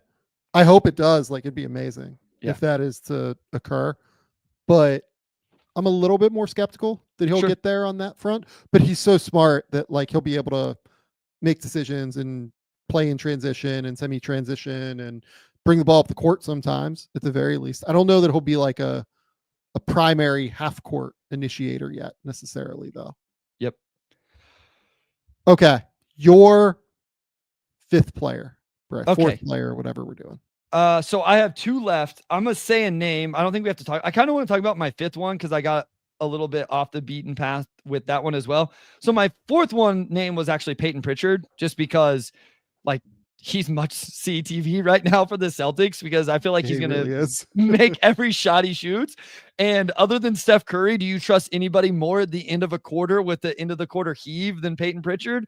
I feel like he's made so many of those. I don't know if the stats are still good on those or not, but at one point I know they were very good. But I mean, he's averaging 16 points a game on a team with Jason Tatum and Jaylen Brown and Derek White. And I know Kristaps just started playing, but he's playing almost 30 minutes. He's shooting 43% from three. He's also shooting 68% on twos, and he doesn't take a lot, but still, like, he's just very efficient. He holds up good enough defensively, very physical. He's awesome. I don't know if it's sustainable. He's a great relocator. I mean, it's unbelievable. So while this is happening, I felt like I better go ahead and get it in there and give him some love. The one I really want to talk about though, Sam, the one I feel like is a little bit more creative. I love watching the Memphis Grizzlies play offense in general. Like, I know we've talked about this a little bit, but I wanted to give credit to Taylor Jenkins and his staff. And I believe I don't follow the coaching stuff as much. There's a new assistant coach there, right? Is that who we would give credit for this? Salo. He was with Paris last year. And if you watched any Paris, they were so fucking fun. Yeah. They play, you've mentioned this multiple times. The Grizzlies are playing so fast, but in the half court, along with that, they're one of the best cutting teams in the NBA. They move the ball. You better be locked in, or you're going to give up a backdoor, or you're going to give up a relocation three. But I think, listen, we give the Warriors a lot of credit for their ball movement and spacing. We give the Celtics a lot of credit for their spacing. I think the Memphis Grizzlies right now move the ball and keep about as good a spacing as any team in the NBA. And so I wanted to shout that out and just be a little more creative, because beyond just individual players, I enjoy watching that team. I should mention the Oklahoma City Thunder with the spacing and stuff as well. But I think the Grizzlies offense, the way they push and transition, the way they space in the half court, and you've talked about this a couple times, just the way they kind of like circle the 3-point line when one guy cuts and then they fill and all of that. Yeah. It's just, I enjoy watching them play basketball on the offensive end. They rule. They rule so hard. I'm so glad that your must-watch player is Tomasi Salo. There we go. That's it. Listen, I also I enjoy watching individual players, but that Grizzlies, and you mentioned Morant, it truly is. I will turn on a Grizzlies game to watch just how that offense moves and spaces and relocates and cuts and plays in transition. It's a lot of fun. It's such a fun watch. Okay. Anybody else that you feel like you want to bring up here before we get out? No, I mean, honestly, one of my favorite players to watch on the Thunder is Isaiah Joe, but that's just like an even deeper cut. I don't know why. Like, he just like goes and hits threes. Like, I don't know what it is. I just love the way Isaiah Joe plays. But yeah, like for me, like Shea was up there. Shea's just like footwork, the way that he creates separation, I think is super sharp. Jalen Williams, another one, unsurprisingly. I love Jalen Williams. Wemby was a guy that, I really thought about just because of like the novelty of all of this still with Wemby is just like incredibly, incredibly fun to me. Who else? I really like watching Darius Garland aesthetically. Sure. Okay. Just the handle. He is so crafty with his handle, and the way that he changes pace as well is really fun. Kawhi is actually like one that I really enjoy like watching operate like in the mid-range. Okay. Just kind of like getting to his spots like so methodically and physically. I will say Kyrie is a player that's really grown on me. Kyrie's a really good answer here. That I've enjoyed watching play. Kyrie for sure for me as well. Halliburton, when Halliburton's shooting and things are like really rolling, he's one for sure. I mean, Chet would be another one. I love that Oklahoma City team, which isn't really a surprise. Sneaky rookie that's like kind of jumping up the ladder a little bit. Maxey obviously as well, but Jared McCain is super fun. I was going to say McCain because of the nuance he plays with and the way he can score at all three levels. But I'm like, we've talked about him so much. I'll leave that one alone for now. But I do really enjoy watching him figure things out on the offensive end. Yeah, it's really, really good. Okay. Bryce, it is time. Trivia time. Trivia time, folks. It's a good thing we talked about all those Knicks players we enjoy watching play, so GMAC will join us with a smile. All right, let's get our fearless leader, GMAC, up here. If I can add some submissions to the list. Yes, please. No, he cannot. So I'm going to start with Karl Anthony Towns. What about one? No. Hold on. How do you feel about Cade Cunningham? Yeah, he was outstanding last night. That was insane. Lucky for him, rim protector Karl Anthony Towns wasn't there to deter him from the rim. Now, Cade was Cade had a coming out party at the Garden that ended a drought that went back to 2019. For people who don't know, the Pistons had not defeated the New York Knicks in any basketball game, preseason or regular season, since November 6, 2019, when the Knicks, led by Frank Ntilikina at point guard, were lost by 20 in Detroit. So good job, Detroit, getting the monkey off their back, and hopefully Karl-Anthony Towns gets well soon, because I'm tired of Knicks fans overreacting to one loss. So here's actually a real question I have for you. What's up? Obviously, you love Jalen Brunson like he is your son. He is. Do you love watching Jalen Brunson's style of play? You mean perfect basketball that is ethical, and if you don't want to foul him, don't get out of his way? Yes, I appreciate it. I appreciate all of the in and outs and the hesitations, and honestly, the way he uses his shoulders, I think, is super creative. There are times where I struggle with it a little bit.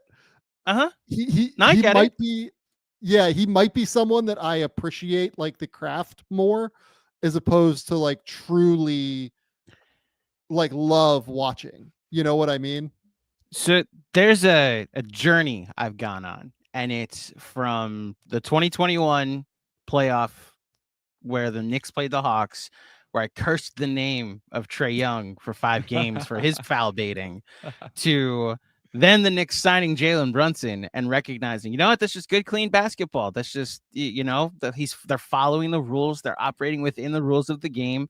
I can understand if someone who doesn't have a rooting interest on the team Jalen Brunson plays for could be annoyed by it. And I'm here to just say I am a person that is on the team, or is on the team, that roots for the team Jalen Brunson plays for. So I cannot give you an unbiased answer. However, if you want, in the inverse, if Joel Embiid would stop doing his London Bridge impersonations and just falling down on every hint of contact, that's the unethical type of basketball that I'm upset about, especially when Mitchell Robinson is still out with the same injury that he suffered during the playoffs due to Joel Embiid falling down, my fair lady.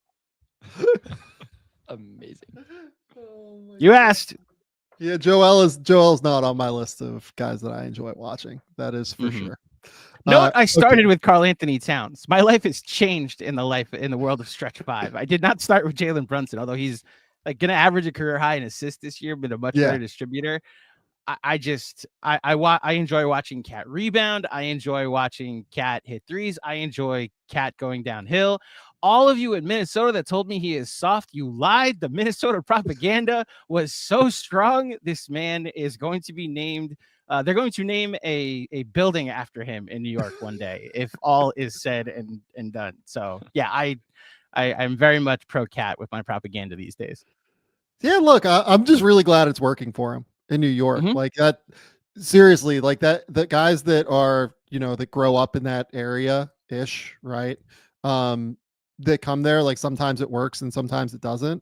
And with him, like, I'm just really glad it's working because it has to be the coolest thing for him that he is like, one of the 2 best players on the New York Knicks, on a team that now, because of Franz's injury, is going to finish 3rd in the East, and looks like a team that's going to be really, really fun to watch in the playoffs. So it has to just be the coolest thing for him, to me. Yeah, which is the only negative I have with Cat so far, and I promise, Bryce, this will not divert into baseball talk. He's apparently a big Yankee fan with Josh Hart. And not everybody can be perfect. Like I can root for the like Jalen Brunson's an Eagles fan, so I can enjoy them when they play basketball and enjoy when they inevitably lose in hilarious fashion when they root for their other teams. Yeah, the funniest thing here is that you bring up baseball. Andrew and I had a long discursive conversation about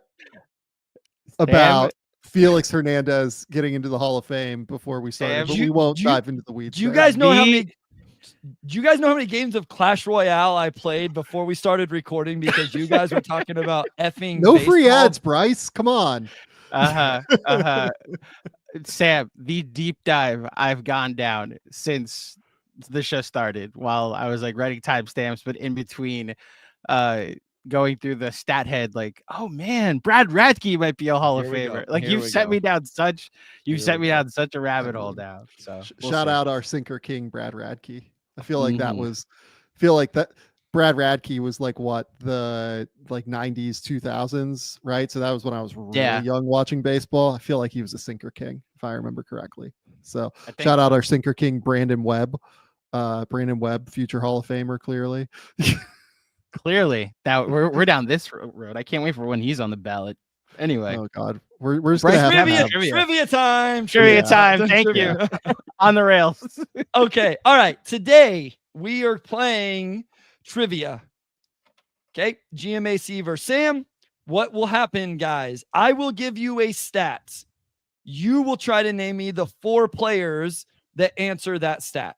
Okay, so I may say such and such points over whatever. All right, you have a chance for 4 points every time you're up. Okay, GMAC. So I will give you a number and a category, and you try to give me the 4 players.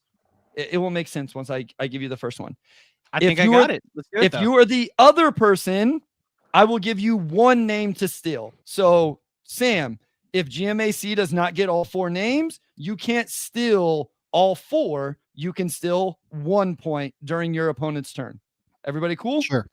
Okay. Sure. So like if you said, and tell me if this is one that you have already. Yeah.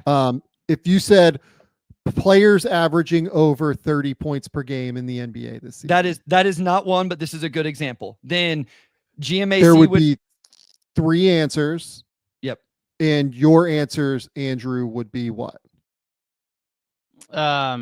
Let's not do this because some of these names will come later. So okay. But I get the concept. If GMAC does 2 of the 3, Sam, you can steal the 3rd. If GMAC does none of the 3, you can only steal 1 of the 3. Sam, you can't steal all of the points from your opponent. And every single one of these has exactly 4. So it's even across the board. Every single one. Okay. So we'll start off with GMAC. Players that are averaging 37. Oh, also, all of these players have played 10 or more games. That's still the criteria. 10 or more games played. Players that are averaging 37 or more minutes per game. 37 plus minutes per game. Nickeil Bridges. Nickeil Bridges is 1. Nikola Jokic. Nikola Jokic is a 2nd. Tempted to say another Nick, but I think there's another player. De'Aaron Fox. De'Aaron Fox is a 3rd answer. We are 3 for 3. One more. You have 1 more. Oh. Every single one will have 4 answers. Every single 4. one. Got it. Yeah. Every single one will have 4 names. I actually don't think Anunoby or Hart are up to 37. So I will say, and you said it's at least how many games played? 10. Everything today will be at least will be 10 or more games played, and we'll have 4 names. I don't think this is right, but I'll say Maxey because I know he was off to a crazy start. Good guess. Tyrese Maxey is at 36.7. Not the right answer. Sam, you get a chance to steal 1 question, or excuse me, the final name. My answer was going to be Anunoby. It is not OG Anunoby, who is at 36.5. It is Josh Hart, who is at 37.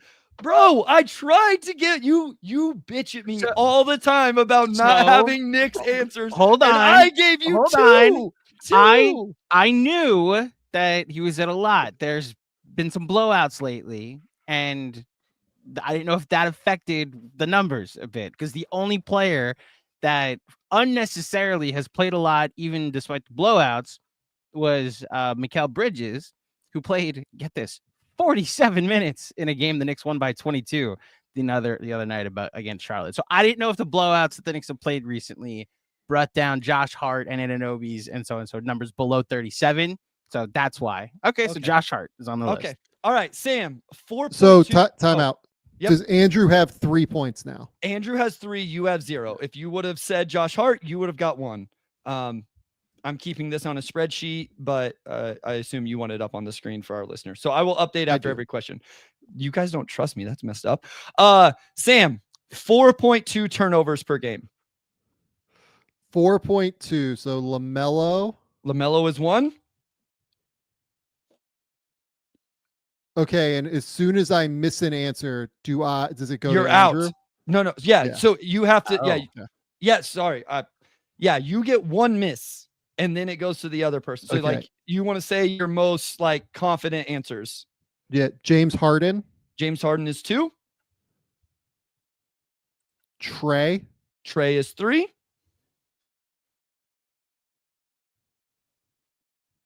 Luka, not the final answer. Luka actually only at 3.3 this year. Good for Luka Doncic. GMAC, you have a chance to steal 1 point. It's how many turnovers? I couldn't say exactly 4 because there was another player there. So I had to use 4.2 as the cutoff. And you said? He said LaMelo, Trey, James Harden. Oh, Cade Cunningham is the other one. I'm such an idiot. No, that's unlucky for you, Sam, because I just got off of Pistons prep for yesterday, so I knew already how many Pistons. And did not have 4 turnovers in that game last night. He did not. Yeah. Okay. The score is GMAC 4, Sam Vecenie 3. We're pretty good though. You guys have gotten 7 out of 8 so far. Very good. This one will be interesting. Okay, GMAC 4 offensive rebounds per game. Offensive rebounds. Only offensive rebounds. Great. I'm gonna start. I'll start with Jokic. Jokic is 1. I feel like if I get 2, it's a win here. Yeah, I mean, my hope was that these would get harder as we went. So, well, mission accomplished. Yeah. Too quick. My bad. I will. Who's the dude in Charlotte? I can't pronounce his name, so I'll just leave that for Sam. He's like off the bench, but he's been an offensive board machine. I will say, I don't think Cat's at 4, is he? Is Karl-Anthony Towns is my next guess. Karl-Anthony Towns is not. He is at rim, I feel like. 2.9. Okay, so 1 point for GMAC, has a 2-point lead. Sam, you can steal 1, even if you know more names than that. You can steal 1 point here if you get one of the 3 remaining names. So my first answer was probably Zubats. Is that your answer? Yeah, I'm gonna say Ivica Zubats. Ivica Zubats is one of these names. Can you give any guess on the other 2? GMAC, any guesses? By the way, Moussa Diabate would have been a great call. He is not on the list, but he's 3.6. Like he is he's like in 7th. So really props to you for even coming up with that name. Again, 2 recent Hornets games. I'm in Hornets prep. So yeah. Pirtle has been a beast on the glass this year. Pirtle's. You have 3 of 4 now. I don't think you guys will get the 4th one. I mean, like Wemby is too far away from the rim, I feel like, on offense. Walker Kessler. Oh, okay. Yeah, I wouldn't have guessed that in all honesty. So but they are running him a lot in the dunker spot right now, as opposed to like in ball screens. So him being around the rim, like that does actually track a little bit. So here's what's crazy is those 4 guys are all right at 4. Jokic at 4.1, and then it drops all the way to 3.6. Clint Capella, Kevon Looney, Diabate, Misi, Şengün, Gobert are your next group of players. So interesting. Okay. Sam,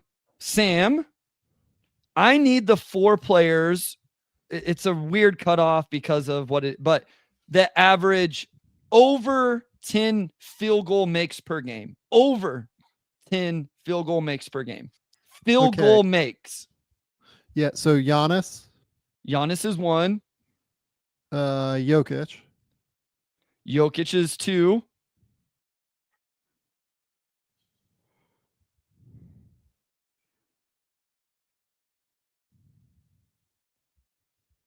those are 1 and 2 in the NBA for what it's worth.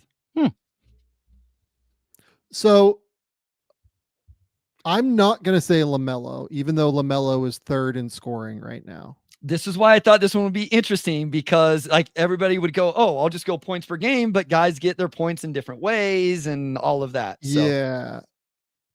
I'm actually going to say Shea, because he's not drawing a crazy number of fouls and he doesn't take like crazy threes. So I'm going to say Shea. Shea. Yep. Okay.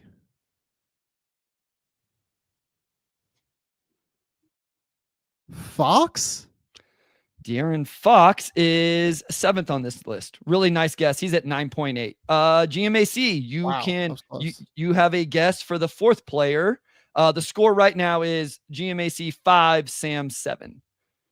I will say LaMelo. You should say LaMelo because he is the 4th player on this list. Great call. Yeah. So Giannis is at right under 13. Jokic is at 12. LaMelo 10-7. Shea 10-4. Luka is right at 10. That's why I had to give like that caveat. AD, Fox, KD, and Jason Tatum.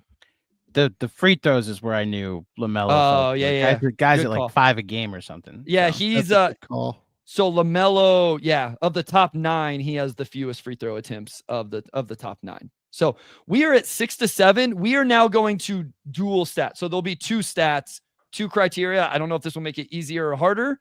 I guess we will see. So GMAC, you are up. We are looking for the 4 players who average 25 points and 10 rebounds. How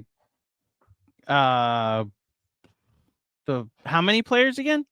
It's always 4. It's always 4. Sorry. That should know this by round 4. So Cat's 1. Cat is 1. Jokic is 2. Jokic is number 2. I mean, right. not is yeah. In the order in my heart. Giannis is 3. Giannis. Okay. 10 point. At least how many points? 25 and 10. 25 and 10. 25 and 10. And there's one more. And it's probably obvious. If it's not Giannis, it's not Sabonis. It might be Anthony Davis. It might be Luka, although I don't think he's enough rebounds. I'll say Anthony Davis. Anthony Davis, clean sweep, Yeah. GMAC. Boom. Well done. Well done. Thank you. Okay. Staying with points, but now going to assists. Sam Vecenie. Actually, these may be 2 of the easier ones, I think. 20 points and 9 assists.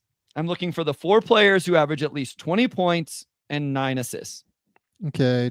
Ja Morant. That is incorrect. Ja. Why is Ja Morant not on this list, Sam? Ja is not at 9 assists. Wait, what? 8.5. What is he at? 8.5. Oh, wow. That's gross. GMAC, you can still 1. I could still 1. And so it's 25 and 9. No, 20 and 9. Essentially 20 and 9. Jokic. Yeah, I'll just go Jokic. Essentially, it's the assists. So Jokic is there for sure. Sam, who else? I would guess you probably. Trae Young's definitely there. Trae Young. Yeah, Trae and Jokic would have been my next 2. Who would be 3? I have one. I wouldn't have said Jalen Brunson, is it? No, Cade. Cade. Yeah. Cade is it? Okay. Cade is averaging. I wouldn't have gotten to Cade, I don't think. Cade is averaging 24 and 9.5 right now. Shout out to Pistons Prep. And LeBron, 23 and 9.1. Oh. So then the next 2 names, I mean, in your defense, Sam, James Harden and Ja Morant are the next 2 names. So Harden is probably the one I would have gotten to. Okay. It is 11 to 7 GMAC. We still have 4 rounds, so plenty of time to make up. We are looking for, let me make sure, rebounds and assists on this one. Okay. GMAC, 8 rebounds and at least 7 assists. Jokic. I mean, it's kind of hard to do this and not have him be Well, an answer a lot. He's the ultimate statistic. So Yeah. yeah.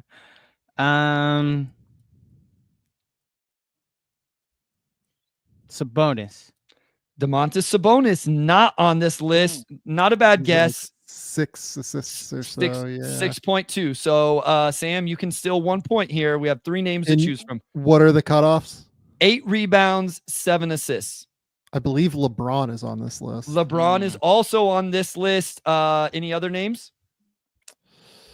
Rebounds and assists. 8 rebounds adds a couple guys that. Andrew got 1, right? Yeah. So the score should be 12-8.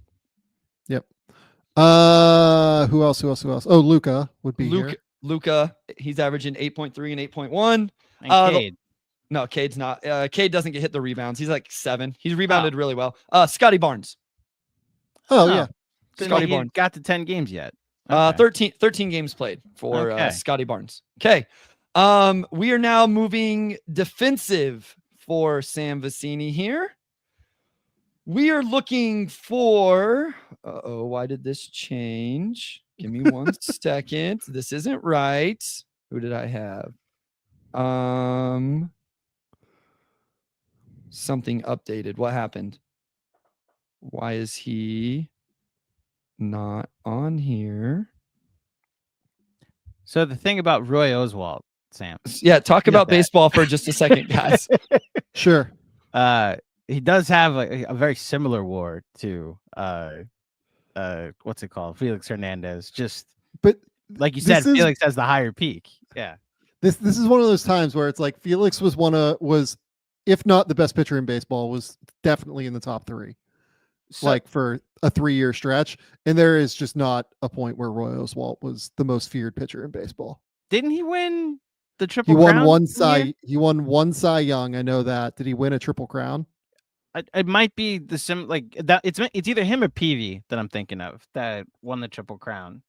But like even then, there's just not really a point where Roy was. I really loved Roy Oswalt. Like when I pitched, like Roy was not super large, so like there was like I was like looking at him and like okay, like let's look at some mechanical things here. I love Roy Oswalt, but like there's just no like. I mean, he was never the most feared pitcher in baseball.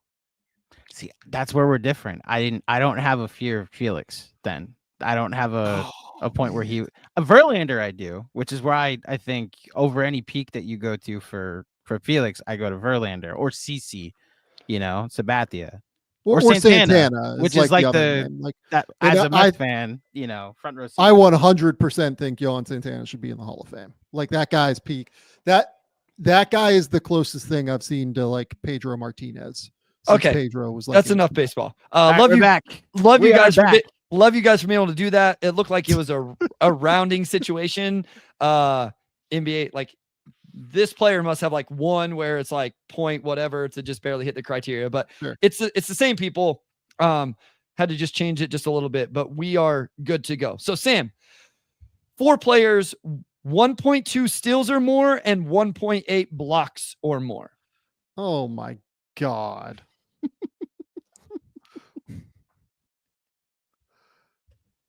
So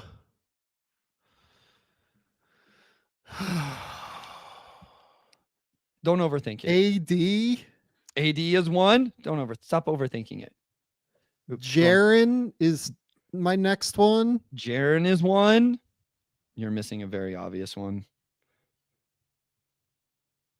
I'm missing an obvious one. Oh, I need to stop.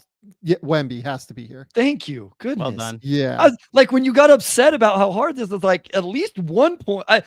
Okay, go ahead. You have one more. The fourth one is the one that's a rounding issue. So like if you don't get this one, it makes sense. But yeah, I'm an absolute idiot. Like every time that these things come up, I need to say Wemby. Yes. I don't think Giannis has the blocks.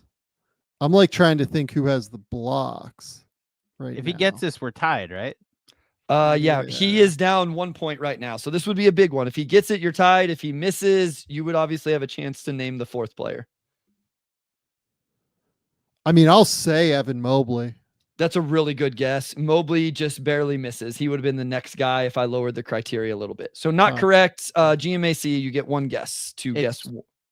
Say it again. It's 1.2 steals, 1.8 blocks. Anybody who like tries to check this, if you go to NBA.com, it says this player's at 1.1 steals. If you look at Real GM, it's 1.2. But I could change the criteria to 1.1 steals and 1.18 blocks. Either way. So I'm between two names. What are the two names out of curiosity? Brook Lopez and Bam. And I don't think Bam. I'll say Brook. Brook Lopez is the answer. Very good. Bam. Good work. That's not my answer, by the way. Not Bam. Bam is not my answer. Brook Lopez is. Yes. Good work. So 13 to 11. These last couple are by design the hardest ones. So we will see where this takes us. So, okay, this is fun. This was really good, Bryce. I know we're not done and I haven't won yet. Trivia. This is fun. Yeah. Okay. All right. 4 names of guys who have made 4 3-pointers or more per game and 3.2 free throws per game. Oh, that changes. I started writing names down. 4 threes and 2 free throws? No, at least 3.2 free throws per game. No, I'm asking you to lower it to 2 free throws because then I could get it a lot easier. I don't think, man. I think this is going to be a chance here. I'll start with Steph, and hopefully that's right. That's a good answer. That's a good answer. Okay. Jason Tatum. Jason Tatum is not on this list. Go get it, Sam. Okay, so my answer immediately was Anthony Edwards. Anthony Edwards. Any others? I mean, LaMelo feels like a safe answer here just because of the volume. LaMelo is also one. I don't think you guys will get the final one, even though it's a player we've talked about and given a lot of love on this podcast. So is it a pseudo random player? It's a dude that's leading his team in scoring, I believe. What's LaMelo at in free throws made? 4.9. He's actually the top player on this list whenever at the free throw. Here's what's crazy. The list is really about the made threes, to be honest. Yeah. Like the free throw mades just eliminate the last couple players. Norman Powell. Norman Powell is the last name. Yeah. Okay. All right. So Sam Vecenie needs to get 2, and this is probably the hardest one I had on the docket. At least I thought anyway. What's my attempts? Yeah. Okay. So really what I'm trying to get at here is guys that shoot free throws well, but I did put a free throw attempt min. So the free throw attempt minimum is 3.6 per game. Okay, Sam? I'm looking for the 4 names that attempt at least that many free throws, 3.6, and shoot free throws this year at 90%.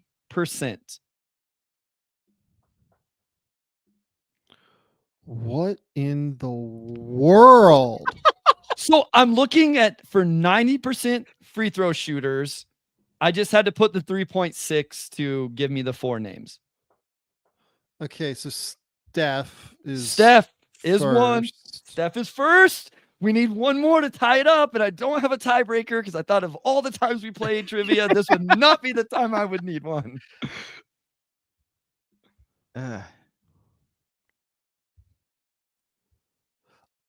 I feel like I was watching a Bucks game recently and that Lillard is shooting like 1,000,000% from the line. We are all tied up at 14. Remember, Okay. GMAC, if he misses, if he doesn't clean the house, you have a chance to win, or even if he gets one more At and least doesn't, tie. at least tie. So you're very much in this, need to stay locked in. 2 more names. 3.6 is a weird barrier. Yeah, it just, Because that's like right on the edge for me of, and this is not a guess. okay. That's like right on the edge for me of Garland. because I know Garland is shooting like 1,000,000% from the line. And I don't feel safe guessing Garland yet because I still need, because of what I fucked up with the assist one, where I guessed Ja first, and really I should have guessed Jokic first. I've written down 3 names whenever Sam goes. So, and I'm as just as uncertain as Sam. So I we'll will see. say Booker next. Devin Booker is on this list. We have one name. Okay, and my Was last guess was that on your list, GMAC? Yeah, it's one of them. Okay. my last guess I will say is Garland. Garland is not on this list. Is he Ooh. short of the free throw attempts? 2.9.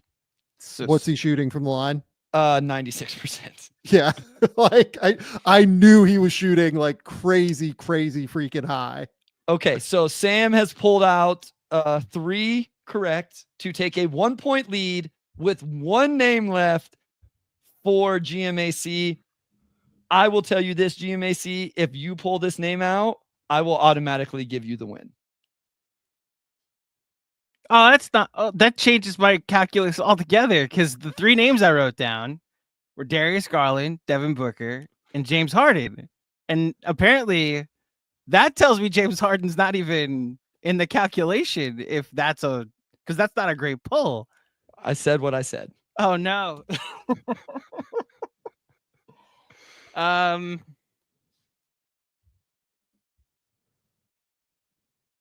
Oh God. I'll guess it's something obscure like. So here's the thing. I Yeah. said Booker, Lillard, Curry, Mm-hmm. all of whom are like real stars. Knowing Bryce, and I'll give you the scout on Bryce. The 4th name is fucking weird. It's absolutely gonna be weird. It's a very unique name. Unique name. Oh, Some would say. Oh, no way. now hold on. Okay, now I'm just thinking of unique names in the NBA. I actually think I know who it is now that you said that. All right, I'll be honest. I have no idea who it is. I'm just gonna guess the most craziest name that I can think of. Perfect. Okay. Yep. All right. When you say unique name, like is his name unique or is it like I Do have, this not would answer be- that. I have This- no other answers. I have no other hints. all right? So I'm 12 years old. Yeah. I'm gonna say Grady Dick. Grady Yes, I feel Dick like that's right. is Oh, the Bryce. correct You basically answer. helped me make a dick joke on game theory, so I'll take it. Yes. I also just start the Knicks play the Raptors tomorrow, so I knew he was. I didn't think he had enough attempts though. Okay, so I can come up with a tiebreaker if you guys want, but you'll have to talk about baseball for 3 or 4 minutes. Not 3 or 4, So but 60 seconds. CC's in this year, Okay. right? You think CC's first rounder, first I ballot? think CC. Look, I would obviously vote for CC, but like I refuse to guess what some of the old curmudgeonly baseball writers are going to do with I'm like saying first on like, your hypothetical ballot. Yeah, 100%. Like Okay. I think Ichiro should be unanimous, and like I don't think he's going to get in unanimously. So like I just kind of refuse to play Well, that game on some unanimous level. is that one idiot that didn't vote for Jeter and then Right. remains anonymous today. Okay, here we go. Oh, we're ready. So we're ready. That's we quick. we played this last time where, and I'm gonna let Sam make this choice because Sam. One, and you gifted me Grady Dick. There you go. Okay. So Sam, you can either choose to guess the number and make Andrew go over or under, or Okay. vice versa. We are going DeMontis Sabonis, who leads the NBA in double doubles. Sam, you can either guess the number and have a chance at hitting it right on the nail, or, and then GMAC has to go over or under your number, or you can make GMAC set the number with the chance to hit it right on, and then you can go over or under where he sets the bar. DeMontis Sabonis leads the NBA in double doubles. we're looking for that number. I want him to set the number. Okay. GMAC, you set the number. 20. GMAC is the winner. Oh. So he might have set me up again because I think Cat's second. He is. And he missed last night. And I remember them saying the other night he leads the NBA in double doubles with 19. So it figured wouldn't have mattered because really what we have to do with these is set a half number. Like you have to say like 20 and a half or whatever. And force the over under. Enforce the over under. I would have said over. So I would have lost anyway. Oh, So okay. GMAC is the winner.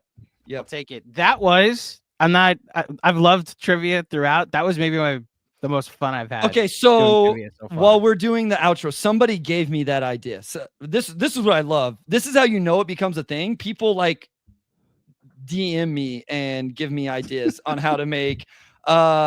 This was from Jarrett Jackstan on Blue Sky. I love it. Yeah, he's the one that sent me the DM and said that we needed to try this out. So he also told me I need to be more confident whenever I talk on the podcast. So which I appreciate. So anyway, shout out to Jared Jack and shout out to Jared Jack his Stan for that idea. That was really fun. I should say he or she could be or she. True. Shout out to their she. Stan. Yeah. Yep. Yeah, I'm all for it. That was good. I appreciate that, Bryce. We will not bore anybody else with Andrew and I discussing the Hall of Fame until probably Thursday at some point where we will discuss it further. Yeah. I think that's all we've got on my end. In terms of schedule for the show, either tonight or tomorrow will be a post-game theory. Wednesday or Tuesday United States time will not be because Laura, my wife, graduates from her master's program. So I am out all day from that. Thursday, I would guess Wednesday United States time probably will be a post-game theory breaking down the two previous nights of in-season tournament / NBA Cup action. And then Thursday we'll probably podcast again with Bryce. So that is the current schedule I'm thinking of as of right now. Whether or not we get a post-game theory tonight or tomorrow, we will see. But that's all we've got for today on the show. GMAC, tell the people where they can find all of your work. All of my work, you can find me on all the socials at AndrewJClaudio_. You can find Game Theory at Game Theory Sam V on all the socials. But most importantly, please, if you're watching and you're not subscribed, please subscribe to the Game Theory YouTube channel. Just hit 14,000 subscribers and trending upwards. Trying to get to 15K by the end of the year, if possible. So please tell your friends, share all the links anytime we post a post-game theory, a regular show, a poll video that is just a highlight of something you might want to talk about. Shout out to the RJ Barrett Hive for finding the channel this week and seeing the video. Did. I missed you. It's been a while. So yes, shout out to just everybody that's been subscribing and saying nice things or not saying nice things, but still subscribing while you're doing it here on Game Theory. It's been fun to see the interaction. So that's where you can find all of my work and all the work being done here at Game Theory. We love and appreciate all of you very, very much. Bryce, tell the people where they can find what you've got going on. Yeah, at Motor City Hoops on Twitter, on Blue Sky, got the Substack as GMAC mentioned. Maybe it's pre-post. I don't know whether we're recording or not. But if your favorite team is playing the Pistons, I have notes on them on the Substack. So you don't have to subscribe, but maybe go check out after that game. I'll have some NBA draft stuff for more Pistons. But again, you could learn about some prospects over there when the time comes. Otherwise, the Game Theory podcast with the Sam Vecenie. I'll real quick. I'll say just another endorsement for Bryce's Substack. Like going through my personal thoughts of the game and then seeing the email hit my inbox of Bryce's Substack and his breakdown in the notes. And anytime we agreed, I was like, "Oh, I'm smart." Okay, there you go. Shout out to Bryce. There you go. So yes, find Bryce's Substack. We'll link it in the description. Please go and subscribe there too. Go to The Athletic. Keep me employed over there. I think later. Probably early next week, we will have trade deadline big board up at The Athletic, with some thoughts on all of the trade candidates across the league. What else? Yeah, that's about all we got on my end. I'm working through draft prospects this week and some other things now that we're through all the craziness of Feast Week and some of these early conference games in college basketball. It does feel like this is the month where there is a bit of a lull with college basketball after this little grouping of games here over Feast Week. So I'm going to try and catch up on some of the things I missed. Bryce, we're going to have to figure out what the hell to do with Derek Queen, because he's drilled 2 threes against Purdue today to like give them the lead. My goodness.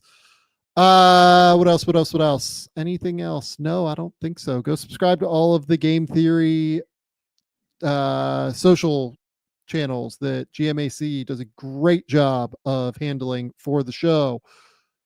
Go subscribe to Mets Therapy if you want more of Andrew's thoughts on the New York Mets. Winter meetings start this week, and Juan Soto will probably be signing at some point somewhere. And he will have a meltdown either positively or negatively. The tri-state area is very much wondering which team is about to overpay this future DH, and I very much hope it's my team in the tune of $750 million. 750 for a future DH. I love it. This is great. Hey, Shohei Ohtani also got 700 deferred, but whatever. Bingo. That do it. Uncle Steve Cohen, just do it. It's not my money. Just I want this win over every Yankee fan in my life throughout the holidays, please. That's all I ask. 700 million for a DH is the new market inefficiency. That's Bingo. The key. Okay. That's all we got here. Hit the subscribe button. We really appreciate y'all showing up. We'll be back later this week. We'll talk soon.